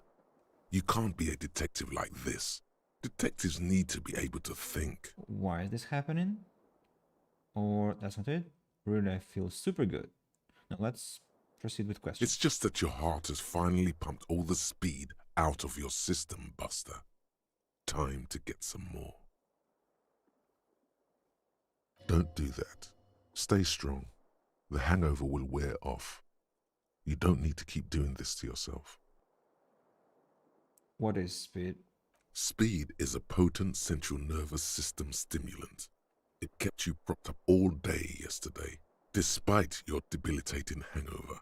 How else did you think you even got up from this floor? You got up from this floor because of a holy vow you made 16 years ago. With me. To wake up exactly 7:30 every morning until the day you die. Don't be silly. There was no vow. You were high on speed. That was the only reason you got up. You can't detect without it. It's that simple. No, I can't take this. I'm not going to go looking for speed. Are you sure? Ready to live as this pathetic shell of yourself for days? Basically, a week. Let's be honest, 2 weeks. Maybe 3. You won't make it. Half the town will be dead by then. You will be fired. That's a lie. I can do this without the speed. Half the town won't be dead.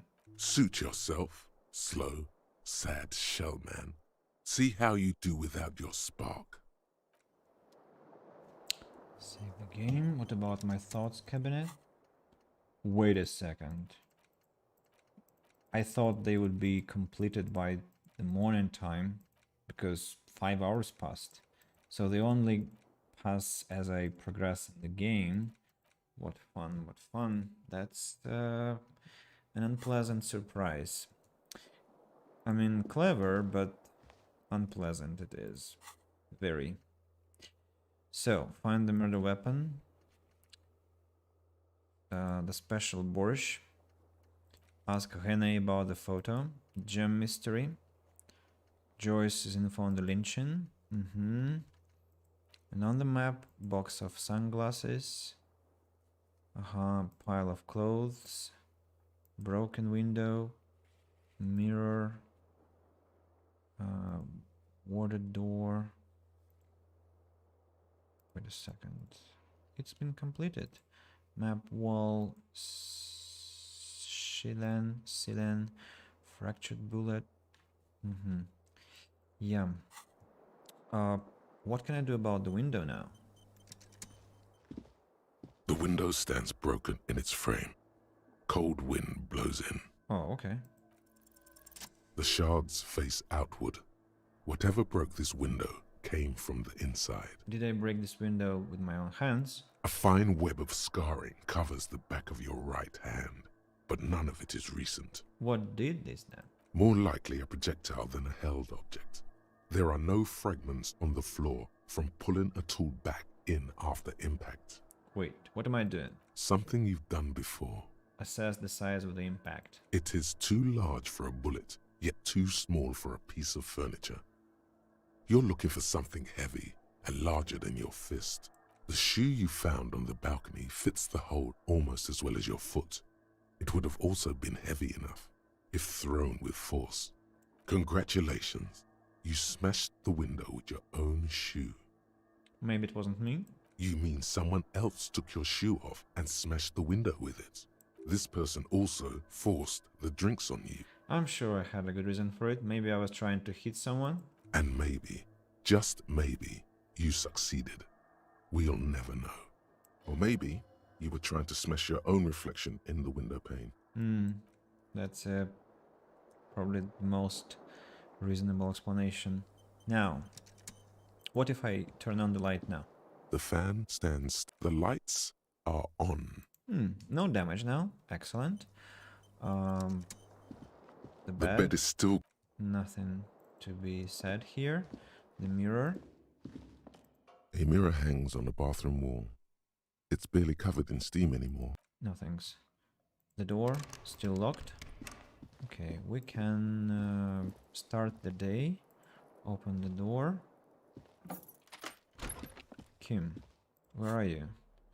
I need to remove this flashlight now and... Oh, I can take the bottle in my hand, right? No, that's speed bottles, not alcohol. Wow, no, thanks. Chain cutters or pry bar. No, pry bar is more useful because I can open containers with that. Where is Kim? Maybe he's downstairs already? Autosave. Probably that's where the game triggered the start of a new day officially for all characters. That's where I'm going to be saving my progress and call it a stream now, because it's 1 o'clock at night in my place and I want to do something else also, finish some business. And I thank everyone for coming and watching today, and I'm also giving my regards to YouTube for those who will watch in the recording. And next stream will be tomorrow. It will be for teachers. It will be a podcast in English about our job, some questions like self-improvement, professional improvement, exams, helping students with their progress, reducing stress in our profession, and all sorts of such issues. After that, maybe on Saturday, maybe on Sunday, I'll be streaming Disco Elysium part 6, and this was part 5. It ends now. Thank you very much, and goodbye, guys. See ya.